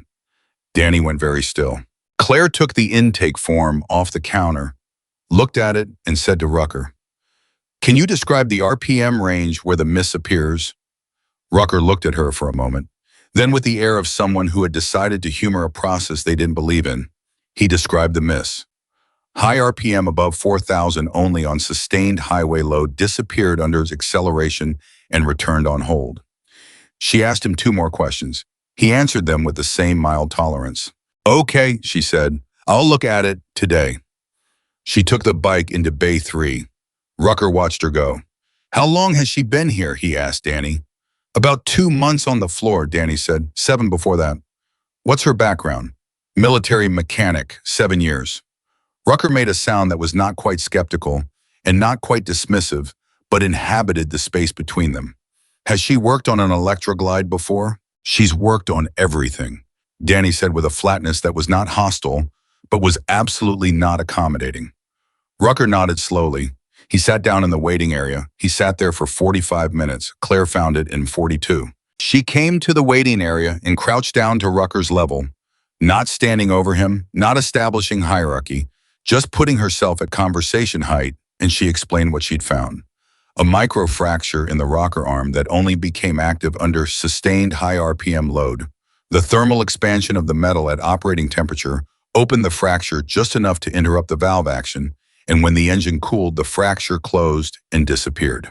Completely invisible at any other RPM, undetectable during static inspection, gone the moment the engine came down from load. She'd found it with a combination of a dye-penetrant test run while the engine was at operating temperature, which was not the standard protocol, but was the protocol that made sense given the symptom description. Rucker listened. He was quiet for a moment. "How long have you been chasing that?" she asked. "3 months," he said. "3 other shops." "2." She nodded. She gave him the repair options. Replace the rocker arm, which was the right answer, not rebuild or patch. She told him the timeline and the cost. He was quiet for another moment. "That's correct," he said finally.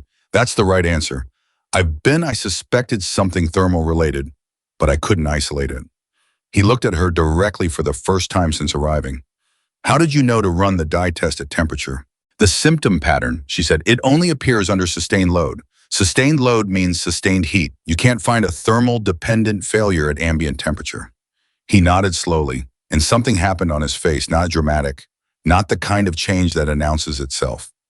The subtle shift of a man who has carried a settled opinion for a long time and feels it move. "I had a shop for 20 years, he said. "I know," she said. "Danny mentioned it." "I would have caught that eventually," he said. "It wasn't defensive exactly. It had more the quality of a man talking to himself, working something out." "Probably," she said. "Not unkindly, not as a performance of kindness, just honestly. The dye test at temperature isn't a standard first step. I got there faster because the symptom description pointed me there directly." He looked at her for a long moment. "I owe you an apology," he said. She looked at him. "When I came in," he said, I didn't approach this right." She was quiet for a moment. "Then you needed your bike fixed. It'll be ready Thursday." She stood up and went back to Bay 3. Rucker sat in the waiting area for another minute. Then he walked over to Danny. "She's exceptional," he said. "Yes," Danny said. "She is." Rucker nodded. He went outside to make a phone call. Danny watched him go and then looked across the garage at Bay 3 where Claire was pulling the rocker arm with the same methodical precision she brought to everything. The bad overhead light replaced the good diagnostic unit at her elbow. The tool chest Sal had organized exactly right. He thought about the day she'd come in for the mechanic position. He thought about the application he hadn't read carefully enough. He thought about the 7 months he'd let happen.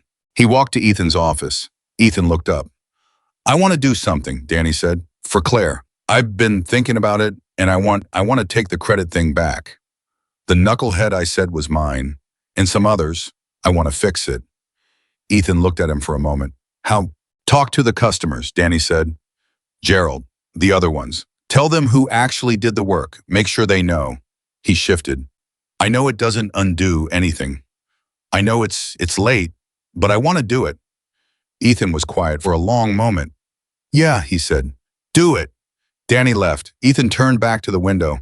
Outside somewhere behind him, the knucklehead was sitting in the lot waiting for Hale to arrange transport. The panhead was in its corner, warm the way it had been every day since Claire had brought it back.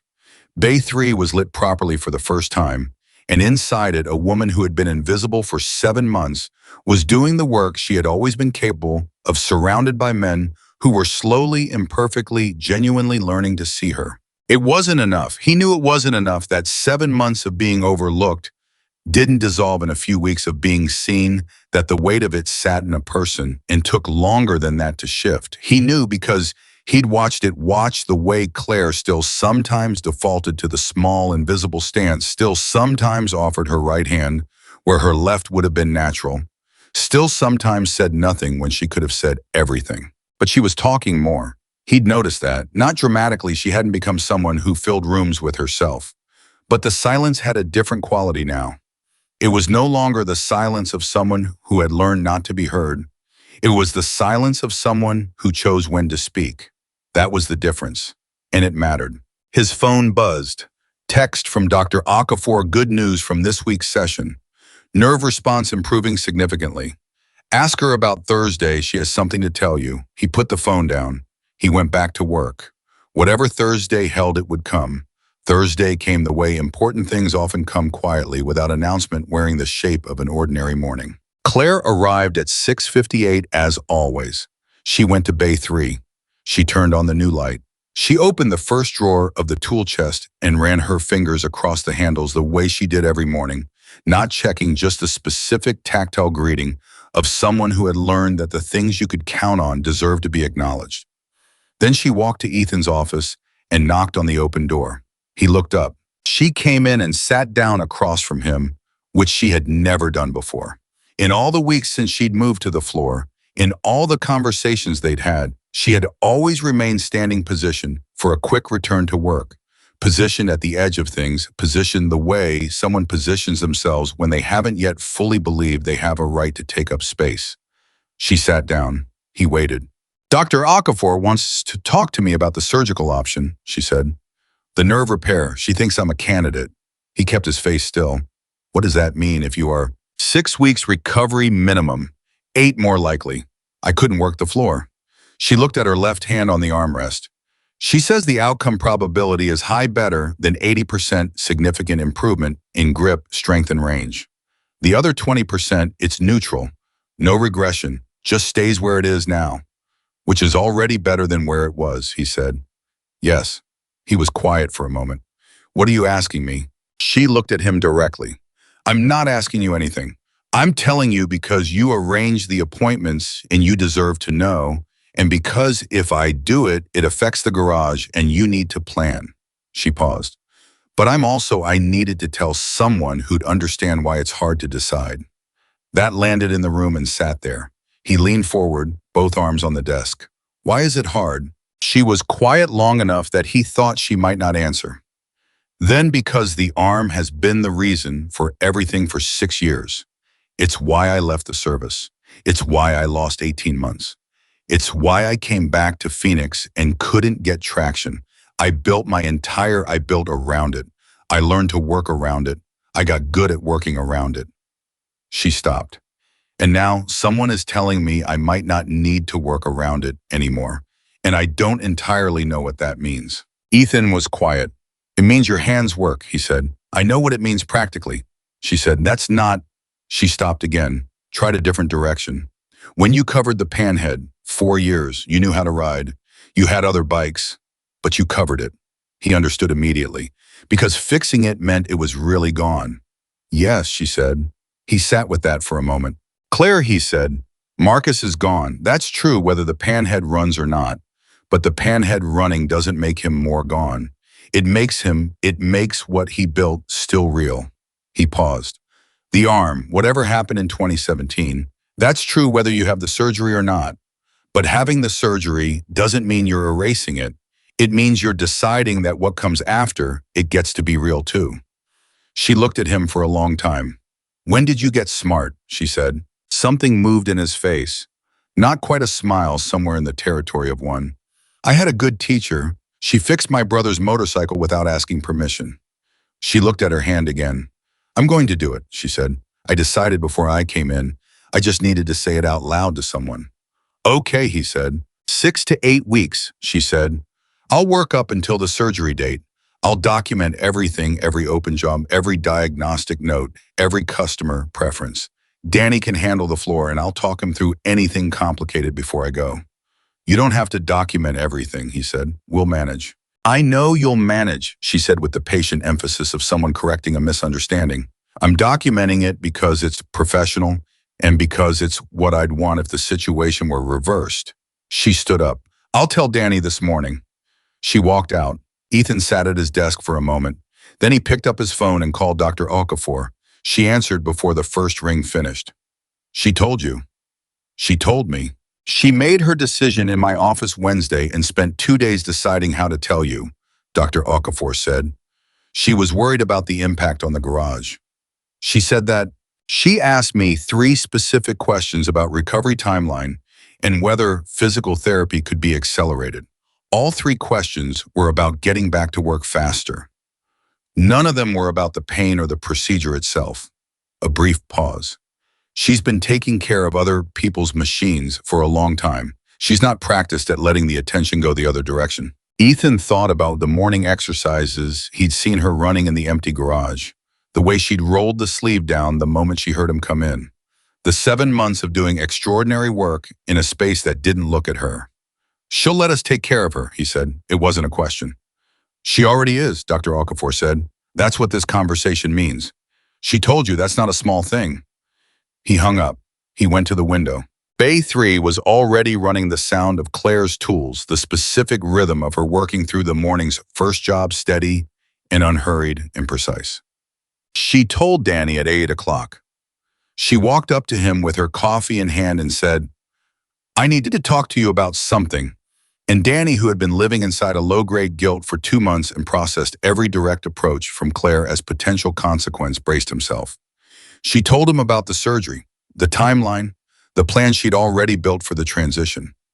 Danny was quiet for so long that she started to think she'd miscalculated something. Then he said, whatever you need. Simple. No qualification, no condition, no self-referential note about how he'd handle the inconvenience. Just whatever you need. She looked at him. I mean it, he said, and his voice had something rough in it that he clearly hadn't intended. I know the first 7 months were not. He stopped, started again. I've been trying to think of what to say to you about that for 2 months. I've had about 40 versions of it. None of them were right. She waited. I'm sorry, he said, for the application, for not reading it, for all of it. I know it doesn't fix anything. I know you don't need my apology to know your own value, but I'm sorry and I wanted to say it directly. She looked at him for a long moment. Thank you, she said. I mean that. Yeah, he said. He cleared his throat. The transition plan. Walk me through it and I'll have it memorized before your surgery date. I know you will, she said. She went back to the bay. Danny stood where he was for a moment and then went to find Sal because Sal was the person Danny went to when he needed to say something to someone who would receive it correctly. She told me, he said. I know, Sal said. Did she tell you? No, I heard the conversation. He looked at Danny. You did good. I should have done it months ago. Yes, Sal said. You should have, but you did it today, and that's what exists. So, Danny nodded. Surgery's 8 weeks, Sal said. We cover the floor. It runs fine. He picked up his wrench. You know what she did last night before she left? Danny shook his head. She stayed till 7:30 updating the parts system. The whole cataloging system, she reorganized it so anyone can navigate it without knowing her logic. She's been building that for 2 weeks. Sal paused. She's been making herself replaceable, so we don't fall apart without her. Danny absorbed this. She's been doing that since day one, he said quietly, making things work without making them about her. Yeah, Sal said, that's who she is. He went back to work. Don't waste the information. The surgery date was set for a Friday 6 weeks out. In those 6 weeks, the garage changed in ways that accumulated, the way real change always does not in a single event, but in the slow, persistent addition of small things that each by themselves meant nothing and together meant everything. Gerald came back with his shovel head for a routine service and asked specifically for Claire. Then he brought his wife's vintage Triumph, which she hadn't ridden in 2 years because it wouldn't start, and left it with the confidence of a man who had stopped being anxious about machines. He told 2 friends. One of them called. Word moved the way it does in riding communities through phone calls and parking lot conversations and the specific oral tradition of people who share a road and talk about who they trust with their machines. Riders started arriving who had not been to Black Thunder before asking for the woman who'd gotten Hale's knucklehead running, who had found the thermal fracture Dale Rucker's 3 mechanics had missed, who had done this and that, and the other thing that someone they knew had told them about. The garage got busier, not chaotically busy, not the kind of busy that overwhelms a system, the kind that fills capacity cleanly, that arrives at the rate a well-run operation can absorb. Ethan looked at the books at the end of the 3rd week and saw something he hadn't seen in 2 years, a waiting list, he told Claire. She looked at the numbers for a moment. You should hire another mechanic, she said, someone with electrical diagnostic experience. The demand is moving that direction. He looked at her. You've been looking at the work pattern. For 3 weeks, she said, the electrical diagnostic jobs are up 40% since January. It's where the vintage market is going. The bikes are aging into their electrical systems. That's where the problems are starting to live. He sat back. Write me a job description. She wrote it that afternoon. It was specific, detailed, technically precise, and included in the preferred qualifications a line that read, demonstrated ability to learn from experienced colleagues, which Sal laughed at when he read it because everybody understood it was a specific instruction about the kind of person who would fit into what this garage had become. You're building something, Sal told her. She was at the tool chest sorting through the end-of-day cleanup. I'm writing a job description. You know what I mean. She was quiet for a moment. Ethan built this garage. Ethan built a place, Sal said. You're building what happens inside it. He wasn't being poetic. He had the direct, specific quality of a man making a factual observation. You know what this shop was before you got here? Fine, solid, nothing to complain about, nothing to drive across town for. He looked at her. People are driving across town now. She didn't say anything. Let it be true, Sal said. You don't have to minimize it. Just let it be true. She looked at her hands, the left one which moved a little better every week, the right one which had always been able. It's true, she said quietly. Good, Sal said. Go home. Surgery's in 3 weeks. 2 weeks before the surgery, Hale called. He'd been a consistent presence in the previous months, motorcycles from his collection, arriving with specific problems, Claire diagnosing and repairing them with the same methodical precision she brought into everything. Hale paying promptly and without argument, and occasionally showing up in person to collect a bike himself, and staying longer than necessary to watch the floor operate. But this call was different. I have a situation, he said when Ethan picked up. Not a bike problem, a person problem. I need Claire's advice. Ethan said, tell me. Hale told him. He'd been approached by a vintage motorcycle dealer in Albuquerque, a man named Soto, who ran a legitimate operation but who had recently come into possession of a 1948 Pan shovelhead that he was representing as original and unmodified. Hale had put a significant deposit on it. Before completing the purchase, he'd had his own people look at it, and his people had told him it looked right. But something bothered him. He couldn't articulate what. Some instinct about the engine cases, the way the stamps sat, something he'd looked at in the photograph and hadn't been able to name. He wanted Claire to look at the photographs. Ethan took the phone to Bay 3. Claire looked at the photographs for 4 minutes without speaking. Hale waited on the phone. Then she said, the engine number stamps. Bottom left, you see where the 4 is. Ethan described it to Hale, who pulled up his own copy. The serif, she said, on a factory 1948 stamp, the 4 has a specific serif profile that comes from the factory tooling they used that year. That serif is wrong. It's close. It's very good. But the angle of the secondary stroke is about 3 degrees off from what the original tool produces, and you can see it if you know what you're looking for. Hale was quiet on the phone. It's a fraudulent VIN, she said. The engine cases are real. They look right because they are right. They're period-correct cases. But the number has been restamped. This bike is not what it's represented to be. Another silence. How certain are you, Hale asked. Certain enough that you shouldn't complete the purchase, she said. Get an independent expert to look at the stamps in person with magnification. But I'd bet my diagnostic equipment on the serif. Hale called Soto. Soto pushed back, then agreed to an independent inspection, then stopped returning calls. 3 days later, Hale's deposit came back with no explanation. Hale called Ethan. She saved me $43,000. She saved you from a fraudulent bike, Ethan said. The money's a side effect. Tell her whatever she needs, anything, from me. She doesn't need anything from you, Ethan said, but I'll tell her you called. He hung up and walked to Bay 3 and told Claire. She processed this for a moment. The serif was obvious once you knew the tooling history, she said. It wasn't obvious to anyone else who looked at those photographs, Ethan said. She was quiet. Hale wants to know if there's anything you need, he said, his words. She looked at the bay, the good light, the proper tool chest, the diagnostic unit with her name on it. The garage that had over the past months slowly arranged itself around the reality of who she was and what she brought to it. I have what I need, she said. And something in the way she said it, the simplicity of it, the absence of the hedging and minimizing that had characterized everything she said in the early months, told Ethan that she meant it completely.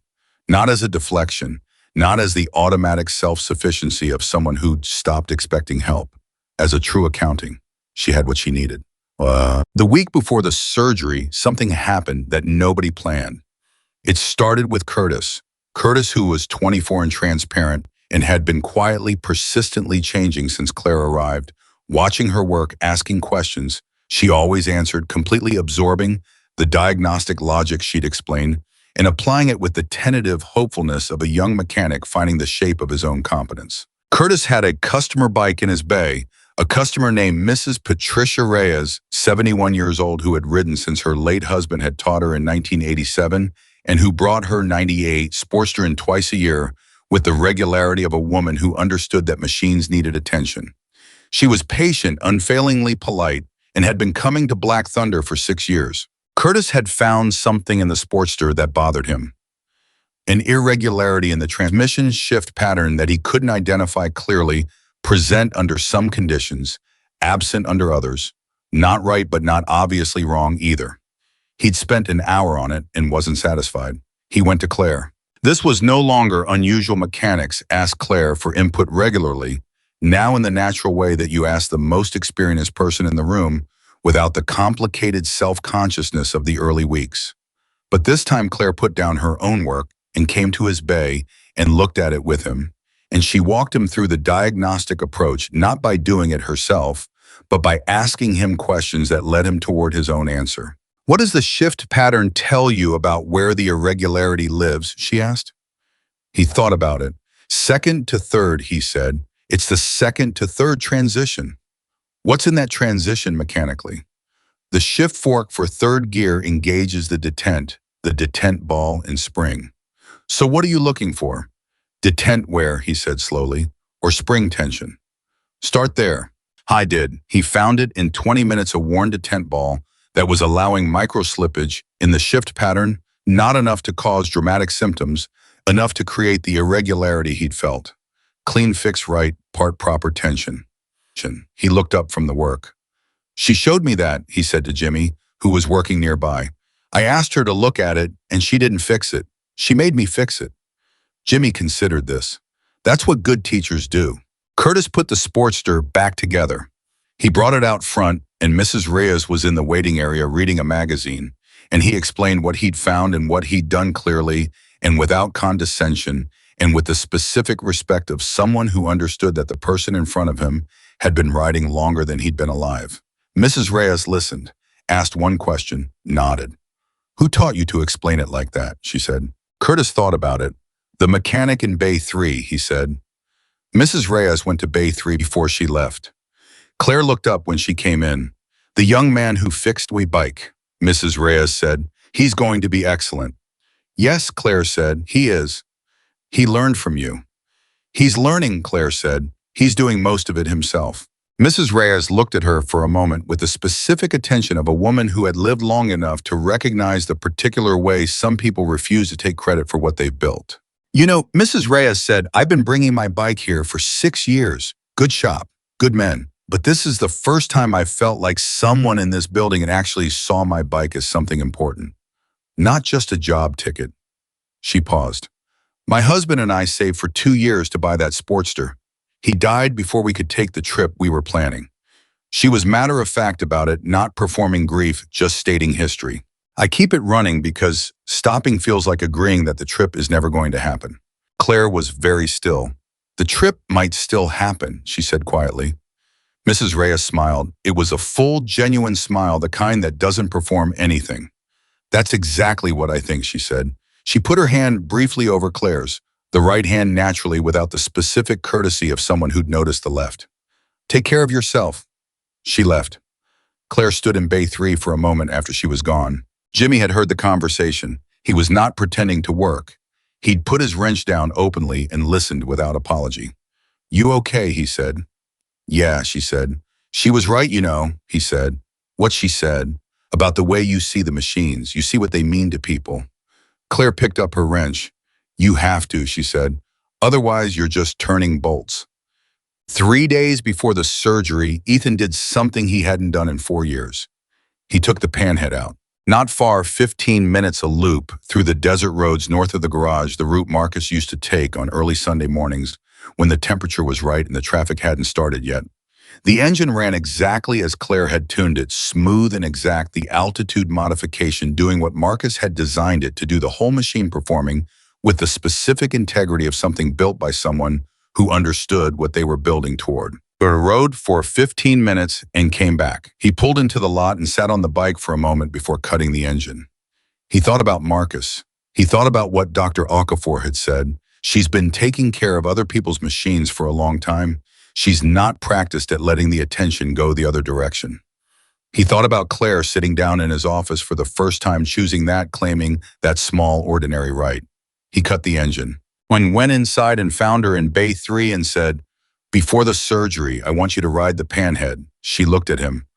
"Once," he said, "before you're out for 8 weeks, I want you to know what it sounds like from the seat." She looked at the panhead in its corner. "Ethan, you fixed it," he said. "You know it better than anyone here. You should know how it rides." She was quiet for a long moment. "Okay," she said. They took it out the next evening, the day before her surgery. She rode the panhead, and he rode his own bike beside her, and they went north on the same route Marcus used to take the desert, doing what it does in the late day, the light going long and copper, and the air finally releasing the heat it had been holding all day. She rode the panhead with the same quality she brought to everything. Complete attention, nothing held back, giving it her full self. He watched her from beside and slightly behind, the way riders watch each other, and he saw the moment the engine and the rider found the same rhythm, the specific synchrony that happens when a machine meets someone who understands it completely. They rode for 20 minutes. On the way back, she pulled alongside him, and he looked over, and her face in the last light had something in it he hadn't seen before. Not happiness, exactly. Something quieter and more complete than happiness. The look of a person who is exactly in the right place, doing the right thing, surrounded by the right conditions, and knows it. They pulled back into the lot. She sat on the bike for a moment after cutting the engine, her hands on the grips looking at the garage. "He built something good," she said. Ethan got off his bike. He stood for a moment.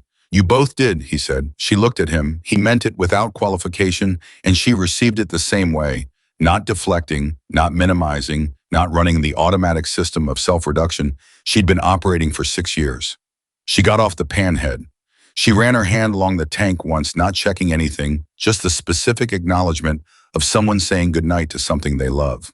Then she went inside to finish the transition notes she'd been compiling for Danny. Ethan stood in the lot for a moment. The desert was going dark around him, the stars beginning to emerge the way they emerge in the desert, with the completeness of a sky that has no competition. He thought about Marcus saying, "You can't fix what you don't look at," and he thought about a woman who had looked at the thing everyone else had given up on and understood it in a single night. And he thought about how the most important things that had happened in this garage in the past 3 months had been initiated not by a decision or a policy or a plan, but by a woman who had simply refused to leave the work undone. Tomorrow she'd go into surgery, 8 weeks, maybe less if she pushed the PT, which she would. The garage would run, they'd manage. Danny had every transition note memorized. Claire had made sure of it, had gone through them with him twice, had anticipated every scenario. But the bay would be empty. And the garage would feel that absence. The way a room feels the absence of a sound it has learned to depend on, not silent, just incomplete, just aware that something essential is resting and will return. He went inside. He checked the panhead one last time. Force of habit, the parent's instinct to check on the sleeping thing before closing up for the night. It was fine. It was warm and settled and exactly as it should be. He turned off the lights in its corner. I went to his office, gathered his things, and walked out. Bay 3 was dark and ready for Monday morning. The tool chest in perfect order. The diagnostic unit charged the overhead light that finally worked, casting its clean, even glow over the empty space where tomorrow's work would wait. The surgery took 4 hours and 12 minutes. Ethan knew this because he was in the waiting area for all of it, not because Claire had asked him to be, not because anyone had coordinated it, but because he'd driven to the surgical center at 7 in the morning and sat down and stayed. He'd brought coffee he didn't drink and a book he didn't open, and he sat with his phone face down on the seat beside him, and he waited the way. He waited for everything important, completely still, completely present, giving the time exactly what it required. Dr. Okafor came out at 11:47. "It went well," she said. She sat down across from him rather than standing, which told him something. Better than the projection. The nerve pathway was more intact than the imaging suggested. There was scar tissue compressing it rather than actual damage to the nerve itself. We decompressed it cleanly. If she does the physical therapy the way she does everything else, I expect she'll have full function. He was quiet for a moment. Full function, he said. Full. Both hands. Dr. Okafor looked at him with the specific attention of someone who has spent a career reading what people don't say. She's in recovery. She'll be out in about 2 hours. You don't have to stay. I'll stay, he said. I know, she said. There's better coffee at the nurse's station. I'll tell them your family. She went back through the doors. He sat with the word full function and let it settle into him the way water settles into dry ground, finding every crack and filling it. He thought about the exercises in the empty garage in the early morning. He thought about the way she'd adjusted every grip, every reach, every physical demand of the work to accommodate the hand that wouldn't cooperate. He thought about 6 years of building a life around a limitation that had now been reclassified as something that could be fixed. He picked up his phone and texted, Danny, surgery went well. Better than projected. Full function, expected. Danny responded in 4 seconds, telling everyone right now. 3 seconds after that, Sal good. Tell her Bay 3 is ready. Then Jimmy, tell her we broke a diagnostic unit while she was gone, so she has something to look forward to. Then Curtis. We didn't actually break anything. Jimmy's lying. Everything is perfect. Feel better, Claire. Ethan put the phone down. He almost smiled. What the ring? She came home 6 days after the surgery. Home was her apartment in North Phoenix, a clean, spare place that had the organized quality of someone who had learned to make small spaces work. Everything positioned for function. No clutter, the particular aesthetic of a person who had lived in military housing long enough to internalize its logic and then kept it because it suited her. Ethan drove her. She hadn't asked him to. He'd told her he was picking her up, and she'd said she'd call a car, and he'd said he'd be there at 10, and she'd stopped arguing because she'd recognized the specific quality of his tone, which was the tone of someone who had made a decision and was informing rather than negotiating. The ride home was mostly quiet. She had her left arm in a compression sleeve elevated slightly, the post-surgical instructions folded in her jacket pocket, with the precise attention to detail that characterized everything she did. She looked out the window at the desert passing. Dr. Okafor said, full function, she said at some point. I know, he said. She told me. Claire looked at him. You were there. Yes. She was quiet for a moment. You didn't have to do that, she said. I know. Another silence, then thank you. He nodded once and kept driving. When they got to her apartment, he carried the bag inside and she allowed it without protest, which was itself a kind of progress. The absence of the reflexive refusal she would have mounted 3 months ago. He set the bag down and looked around the apartment and saw what he'd half expected to see on the kitchen counter. In a neat stack were the transition notes she'd given Danny, annotated with follow-up questions she'd thought of since, and beside them a legal pad with a list of things she'd planned to accomplish during the recovery weeks. He looked at the list. Claire, he said. She came over and looked at it and then at him. Some of that can wait, he said. Most of it can't, she said, and she was right and they both knew it. So he let it go. He left her with food he'd picked up on the way, and the understanding that someone from the garage would check in daily, which she had not agreed to, but had not actively refused, which he was taking as consent. He drove back to the garage. The 8 weeks moved away. Recovery time moved simultaneously slower and faster than expected, marked by small milestones that accumulated into something significant without any single moment you could point to and say that was when everything changed. The garage ran. Danny managed the floor with the transition notes and the twice-weekly phone calls Claire made from her apartment, not because anyone asked her to call, but because she'd look at the notes and think of something and pick up the phone, and Danny, who had learned to receive her guidance without the defensiveness of a man whose authority was being questioned, would listen and implement and report back. Curtis solved 3 diagnostic problems on his own during the 8 weeks. He called Claire after each one, not for validation, just to describe the process the way a student reports to a teacher, the way someone learning something wants to share the shape of what they're learning with the person who first showed them the shape was there to find. She listened to all 3. After the 3rd call, she said, "You're getting very good." He said, "I had a good teacher." She said, "You're doing it yourself. Give yourself the credit." He said, "Okay, we both get the credit." She almost laughed. He heard it, the compressed breath that was as close as she usually got, the thing that happened in her voice when something genuinely caught her off guard. He filed it carefully the way young mechanics file small victories. Gerald came in during week 4 with a neighbor's vintage Triumph and asked for an update on when Claire would be back. Danny told him 6 to 8 weeks from the surgery date, which meant 2 to 4 more weeks, depending on PT progress. Gerald said he'd rather wait than have anyone else touch the Triumph, no offense. Danny said no offense taken and tried to decide how he felt about that and settled on fair. Rucker came in during week 5 with a different bike, not his own but a friend's, a 1974 Sportster with an electrical problem his friend had given up on. He asked for whoever had found his thermal fracture. Danny told him she was on medical leave. Rucker said he'd wait too.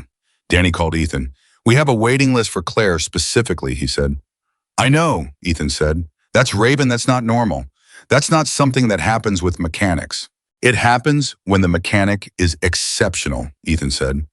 "We need to think about what this means for the structure of the shop," Danny said. "Rate's workflow, how we position her role. When she comes back, it can't just be lead mechanic. That's not big enough for what she actually is." Ethan was quiet for a moment. "What are you suggesting?" "Partner," Danny said. "I'm suggesting partner."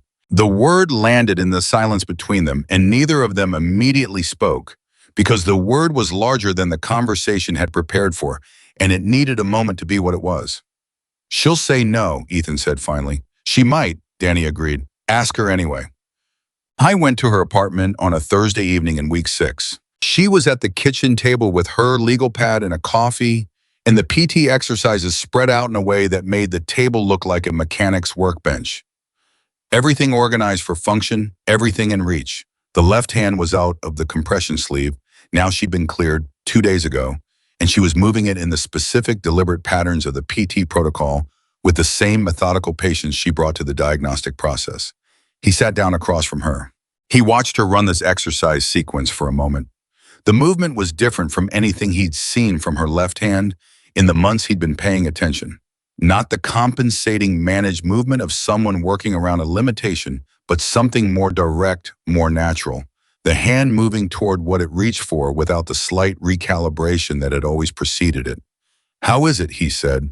"Better than the projection," she said, which was what Dr. Okafor had told her, and which she repeated with a flatness that was not suppression, but was the specific way she received good news, taking it in without performing a response, just registering it and incorporating it. "I need to ask you something," he said. She looked up. He told her what Danny had said. The waiting list.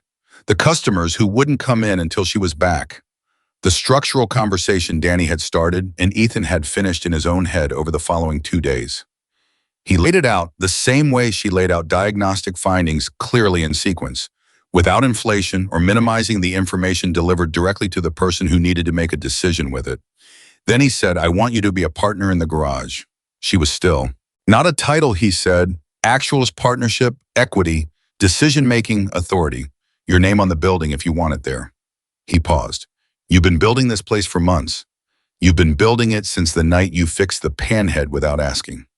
The garage that exists now is not the garage that existed before you came in. That's yours as much as it's mine." She looked at her left hand. "Ethan," she said. "Don't say no yet," he said. "I wasn't going to say no," she said. He stopped. "I was going to ask why," she said. "Why now? Why this form?" She looked at him. "You could give me a senior title and better compensation and accomplish most of the practical goals without the partnership structure. Why partnership specifically?" He thought about it. "Because a title can be taken back," he said, "and what you've built here shouldn't be something that can be taken back." She was quiet for a long moment. "Who else knows you're asking this?" "Danny, Sal knows the conversation was happening, not the specifics." She nodded slowly. "I'll say yes," she said, "but I want one condition." "Name it." "The new mechanic we hire, the electrical specialist from the job description I wrote. I want to be part of the interview process. Not final say, just part of it." He looked at her. "You wrote a condition about hiring decisions." "Yes." "That's Claire, that's a thing a partner does. You know that." She was quiet for a moment. Then something moved across her face that compressed breath again, the almost laugh, the thing that happened when she was genuinely caught off guard by something. "I suppose it is," she said. "Yes," he said. She looked at her hand again. She opened and closed it, both hands together, both hands working with the same fluency, the left catching up to something it had been chasing for 6 years. Yes, she said, I'll be your partner. Inam. She came back to the garage on a Monday morning in week 7. She was cleared by Dr. Okafor on Friday, and she'd spent the weekend not resting but doing what she did, organizing thinking through the first week back, running the PT protocol 4 times instead of twice because she was ready, and waiting had become its own kind of difficulty. She arrived at 6:58. The garage was already full. Not customers, the garage didn't open until 8. But every mechanic who worked at Black Thunder was already there, which was unusual enough in itself that she registered it as she came through the door. Sal was at his bench. Jimmy and Curtis were in their bays. Danny was at the office doorway. Ethan was standing in the middle of the floor. The panhead was out of its corner. Not covered, not parked at the edge. It was in the center of the garage floor running. Someone had started it before she arrived, and it idled with the specific, settled authority of an engine that had been correctly tuned and knew it. She stopped. She looked at Ethan. Bay 3's ready, he said. Tool chest is organized exactly how you left it. Diagnostic unit is charged. Waiting list is 14 jobs deep, most of them specifically requested for you. He paused. Welcome back. She looked at the panhead. She looked at the men in the garage who were watching her with the undisguised attention of people who are glad to see someone who are not trying to play it cool because playing it cool would be dishonest. She looked at her left hand. She walked to Bay 3. She opened the first drawer of the tool chest and ran her fingers across the handle. Both hands, this time the right and the left, both hands moving without recalibration, without adjustment, without the managed compensation of 6 years. Just her hands on the tools. She knew the tools arranged exactly right. She stood there for a moment. Then she turned around and said, Sal, the Sportster Rucker's friend brought in, walk me through what you know so far. Sal, who had been waiting for exactly this, walked over with his notes. The garage started. 3 weeks after she came back, Preston Hale arrived with a proposal. He came alone, same pattern, parked the Triumph in the lot, and walked in with the direct confidence of a man who had decided what he was going to say and was here to say it. He went to Ethan's office, found it empty, and came to the floor where Ethan and Claire were both standing beside a customer's 1969 Superglide, discussing a fuel delivery problem. He waited until they'd finished the exchange with the customer. Then he said, I want to talk to both of you. They went to the office. He sat down across from the desk where Ethan took his usual position, and Claire sat in the chair beside him, the partner's position naturally without anyone marking it. Hale looked at both of them. I've been thinking about something for a while, he said. I have 43 bikes and more being acquired. I have a facility in Scottsdale that costs significant money to maintain. I have restorers I pay well who do good work. He paused. But what I don't have is a diagnostic partner. Someone who can look at a machine and tell me what it actually is, what it was built for, what its specific history is encoded in its components. He looked at Claire directly. You saved me $43,000 on the Albuquerque bike. You've correctly identified the original configuration of 6 pieces in my collection that my restorers had been working from incorrect assumptions. You did that from photographs. The stamps and wear patterns are usually readable from a good photograph, she said. Not to anyone I've paid for this work before, he said. I want to formalize the arrangement. Consulting contract, Black Thunder Garage as the entity, Claire as the primary specialist. Your rates, your terms, your schedule. I bring you any piece I'm considering, acquiring any piece already in the collection that needs assessment, any diagnostic question I can't resolve internally. He paused. I also want to give you access to the collection. Not to work on them, to study them. Some of those bikes represent configurations and modifications from the 30s through the 70s that nobody is documenting. The knowledge they contain it's going to be lost. I want someone to spend time with them who will actually understand what they're seeing. The room was quiet for a moment. Claire looked at Ethan. He looked back at her. Our terms, he said to Hale. Our schedule. Nothing gets pulled out of the regular workflow for your collection without prior agreement. Agreed, Hale said. And the documentation work, Claire said, the collection study, that becomes ours too. Anything she documents, Black Thunder retains the technical knowledge. We're not doing proprietary research for your collection that stays in your collection. Hale looked at her. Something in his expression shifted the collector's evaluation, becoming something with more respect in it, the look of a man recognizing that he's not in the stronger negotiating position he assumed he was in. Agreed, he said. Then we have a deal, Claire said. They didn't shake hands immediately. Hale looked at Claire for a moment longer, the same look he'd given the panhead and the knucklehead, the specific attention of someone who recognizes something rare and is still in the process of understanding exactly what they're looking at. Can I ask you something, he said. She waited. The night you fixed the panhead, he said, the first night. What made you do it without permission, knowing the risk? She was quiet for a moment. Because it was wrong that it wasn't running, she said simply. Marcus Cole built something real and true, and it was sitting under a tarp doing nothing, and I could fix it, and so I did. She paused. I've spent a lot of time in situations where the thing that needed doing wasn't being done because nobody with the authority had authorized it. Sometimes you have to fix the thing and deal with the consequences. Hale absorbed this. That's the same logic, he said slowly, that got you into whatever happened in 2017. The room went very still. Claire held his gaze. Yes, she said, it is. He nodded. He didn't push further. He understood with the instinct of a man who had spent a long time reading people through the objects they valued, that he was looking at the core of something, the organizing principle, the specific moral logic that ran underneath everything she did. Fix what can be fixed. Do what can be done. Don't wait for permission when the need is real and the capability is yours. He stood up and put out his hand. She shook it with her left hand. He looked at the hand. He looked at her face. Full recovery, he said. Full function, she said. Good, he said. He was almost smiling. You're going to need both hands. He left. The thing that happened 6 weeks after that was not something anyone planned and was therefore exactly the kind of thing Marcus Cole would have predicted.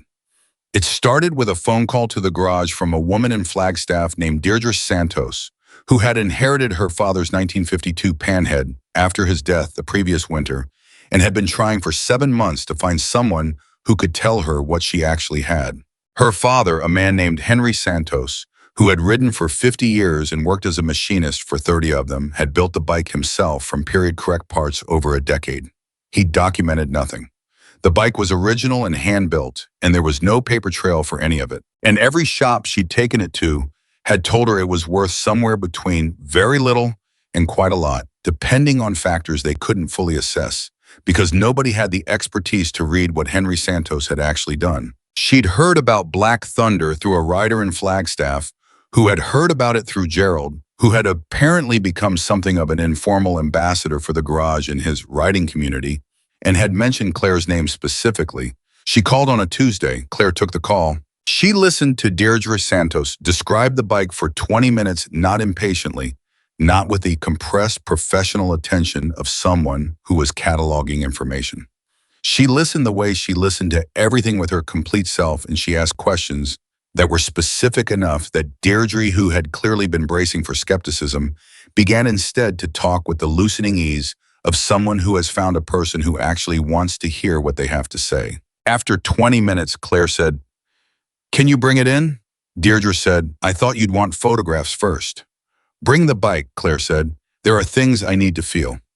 Deirdre drove to Phoenix the following Saturday with the 1952 Panhead in a trailer, and she arrived at Black Thunder Garage at 9 in the morning and backed the trailer into the lot, and Claire was already there, already waiting, coffee in hand. She helped Deirdre unload the bike without being asked to help, just moved into the work, naturally knowing where to be.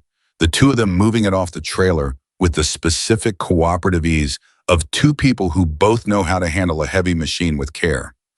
Then Claire stood in front of it. She didn't speak for 3 minutes. The whole garage, which had gradually become aware that something significant was in the lot, found reasons to be near the bay doors. Ethan was in the office doorway. Danny had materialized from somewhere. Sal was leaning against the building with his arms crossed and his eyes on the bike. Claire walked around at once, crouched beside the engine, looked at the cases, looked at the stamps, looked at the primary cover, and the transmission and the specific patina of the tank. She stood up. "Your father," she said to Deirdre, "was a machinist who understood engine dynamics at a level most mechanics never reach. What he built here is not a replica or a restoration. It's an original design that uses period-correct components as its material. The engine has been modified to reduce mechanical stress at sustained highway RPM. There's a specific modification to the flywheel balance that I've only seen in military-adjacent mechanical literature from the late 40s. Your father either read that literature or arrived at the same solution independently. Deirdre was very still. What does that mean for what it's worth? She asked. Financially significant, more than any of the shops told you. She paused. But more important than that, what your father built represents a specific approach to motorcycle engineering that was never widespread and is not well documented. The modification to the flywheel balance alone it's the kind of thing that should be in the historical record and isn't. She looked at Deirdre. Would you be willing to let me document it, not to change anything about the bike, just to record what he did and how? Deirdre looked at her for a long moment. My father was a quiet man, she said. He never talked about the bikes to people who didn't ride. He didn't think anyone outside would understand why it mattered. She paused. You're the first person who has described what he built the way he would have described it. It's remarkable work, Claire said. It deserves to be known. Deirdre looked at the bike, then at Claire. Document everything, she said. Man, the documentation project became something else. It started with Henry Santos's panhead and expanded the way real things expand through the natural pull of a good idea finding the space it needs. Claire started spending Sunday mornings at Hale's facility with a camera and a legal pad and the full attention of someone who understood what they were looking at, working through the collection, methodically documenting every non-standard modification she found, every field adaptation, every piece of individual mechanical intelligence, encoded in the components of machines that had been ridden by specific people through specific lives. She brought Curtis with her after the third week. You're going to learn things here, she told him, that you can't learn anywhere else. He came every Sunday for the next 2 months without being asked twice. The documentation grew into a database. The database grew into something that Hale offered to fund formally a proper archival project connected to a motorcycle history foundation he knew with Claire as the primary technical authority. She agreed under the same conditions she'd set for the consulting arrangement. Black Thunder retained the technical knowledge. Nothing went into a private archive. Everything was available to researchers and restorers who needed it. She told Ethan about it on a Friday afternoon in the garage, laying out the terms the same way she always laid things out clearly in sequence. The information delivered so he could make his own assessment. He listened. When she finished, he said, "This is going to take time." "Sunday mornings," she said. "It doesn't touch the floor schedule." "That's not what I meant," he said. "I meant this is going to take years. This is a life's work, Claire." She looked at him. "Yes," she said, "it is." He held her gaze for a moment. "Good," he said. "It should be." On a Sunday morning in November, 4 months after the surgery, and 14 months after the night she'd fixed the panhead, without asking, Ethan took the panhead out and Claire rode beside him. Not the careful, significant ride of the evening before her surgery. This was different. This was the ride of two people who knew each other, who had been through something together, who had found their way to a trust that was specific and hard-won, and therefore worth exactly what it cost. They rode north into the desert on Marcus's route, the air cold enough to feel real, the sky doing what the November desert sky does, brilliant and huge and indifferent in the best way. The kind of sky that makes human problems legible by comparison. They rode for an hour. On the way back, the sun was climbing and the desert was beginning its daily conversation with the heat. And Claire was riding the panhead and Ethan was beside her and he was watching her, the way you watch something you've been responsible for and are glad to see running right. She rode with both hands. Full function, left and right, equally capable, equally present, both hands on the grips of a machine she had restored from silence and ridden on her own terms and helped build a life around. They pulled into the lot. The garage was closed on Sundays, but the building was never entirely empty. There was always someone, always a bike being worked on by someone who couldn't wait until Monday. Always the specific, restless energy of people who loved the work too much to stay away from it. Curtis's truck was in the lot. He'd started coming in on Sundays to work on his own project bike, a 1971 Sportster he was rebuilding from the frame-up using the diagnostic logic Claire had taught him, applied to every decision about the build, inside the sound of tools. Claire parked the panhead in its corner, not under a tarp, not pushed to the edge, but in the spot it had occupied since the night she'd first run it, a spot that had by now become its acknowledged place the panhead lived, and everyone knew it, and nobody questioned it. She stood beside it for a moment. Ethan came up beside her. Marcus would have liked you, he said. She looked at the bike. Tell me about him, she said. And he did. He talked for a long time standing in the garage on a Sunday morning with the desert working itself up to its November best outside, and the sound of Curtis's tools somewhere in the building, and the panhead cooling beside them, ticking quietly the way engines tick when they've been run right and are resting. He told her about Marcus, the 3 years building the panhead, the arguments with suppliers over authentic parts, the late nights and the specific joy Marcus had in a problem that required his full intelligence to solve. The way he talked about the bike when it was finished, not with pride exactly, more with the satisfaction of someone who has done a thing the right way and knows it. He told her about the highway outside Tucson on the April morning. I told her things he hadn't told anyone because she was the right person to tell them to, because she had brought Marcus's machine back from 4 years of silence, because she understood without being told that some things deserve to be said out loud to someone who will receive them correctly.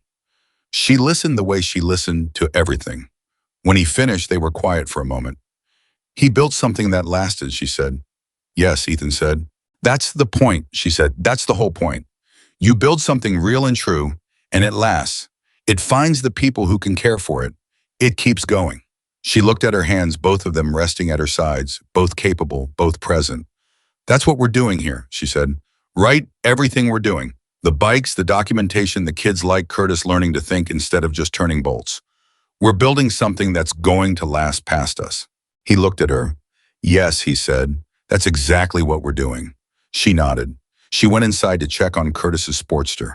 He stood in the lot for a moment looking at the building, his building, their building, the place that had been his brother's home and his inheritance and his responsibility, and was now something larger than any of that, something that had grown past what one person's grief could contain into something alive and multiple and still expanding. He went inside. Curtis looked up from the Sportster's frame when they came in. You're both here on a Sunday, he said. Either something's wrong or something's right. Something's right, Claire said. She crouched beside the frame and looked at where he'd gotten to. Walk me through your thinking on the primary drive. Curtis walked her through it. She listened. She asked questions that led him toward the next decision rather than making it for him. The same method, the same patience, the same fundamental belief that the work was worth doing right, and that doing it right meant understanding it, not just executing it. Ethan watched from the doorway for a moment. He thought about what she'd said, you build something real and true, and it lasts.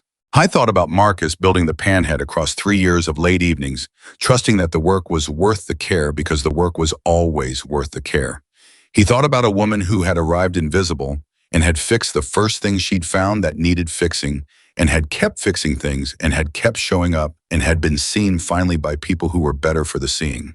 I thought about full function, both hands, the left catching up to everything it had been kept from. He thought about Curtis's voice walking through his reasoning and Claire's voice asking the question that would take him one step further, in the Sunday morning garage that was closed but never empty, always running, always in the process of becoming the thing it was meant to be. He stepped inside. The door closed behind him. And Black Thunder Garage ran on, carrying the work of the people who had built it and the people who had fixed it and the people who were learning inside it, all of it held together by the simple, undefeatable logic of showing up and doing the work right and trusting that what is built with real care will find the people who need it. Because the woman everyone overlooked turned out to be the one who understood what everyone else had given up on, and in finding that, she found the place she had always been meant to stand. Both hands, full strength, right where she belonged.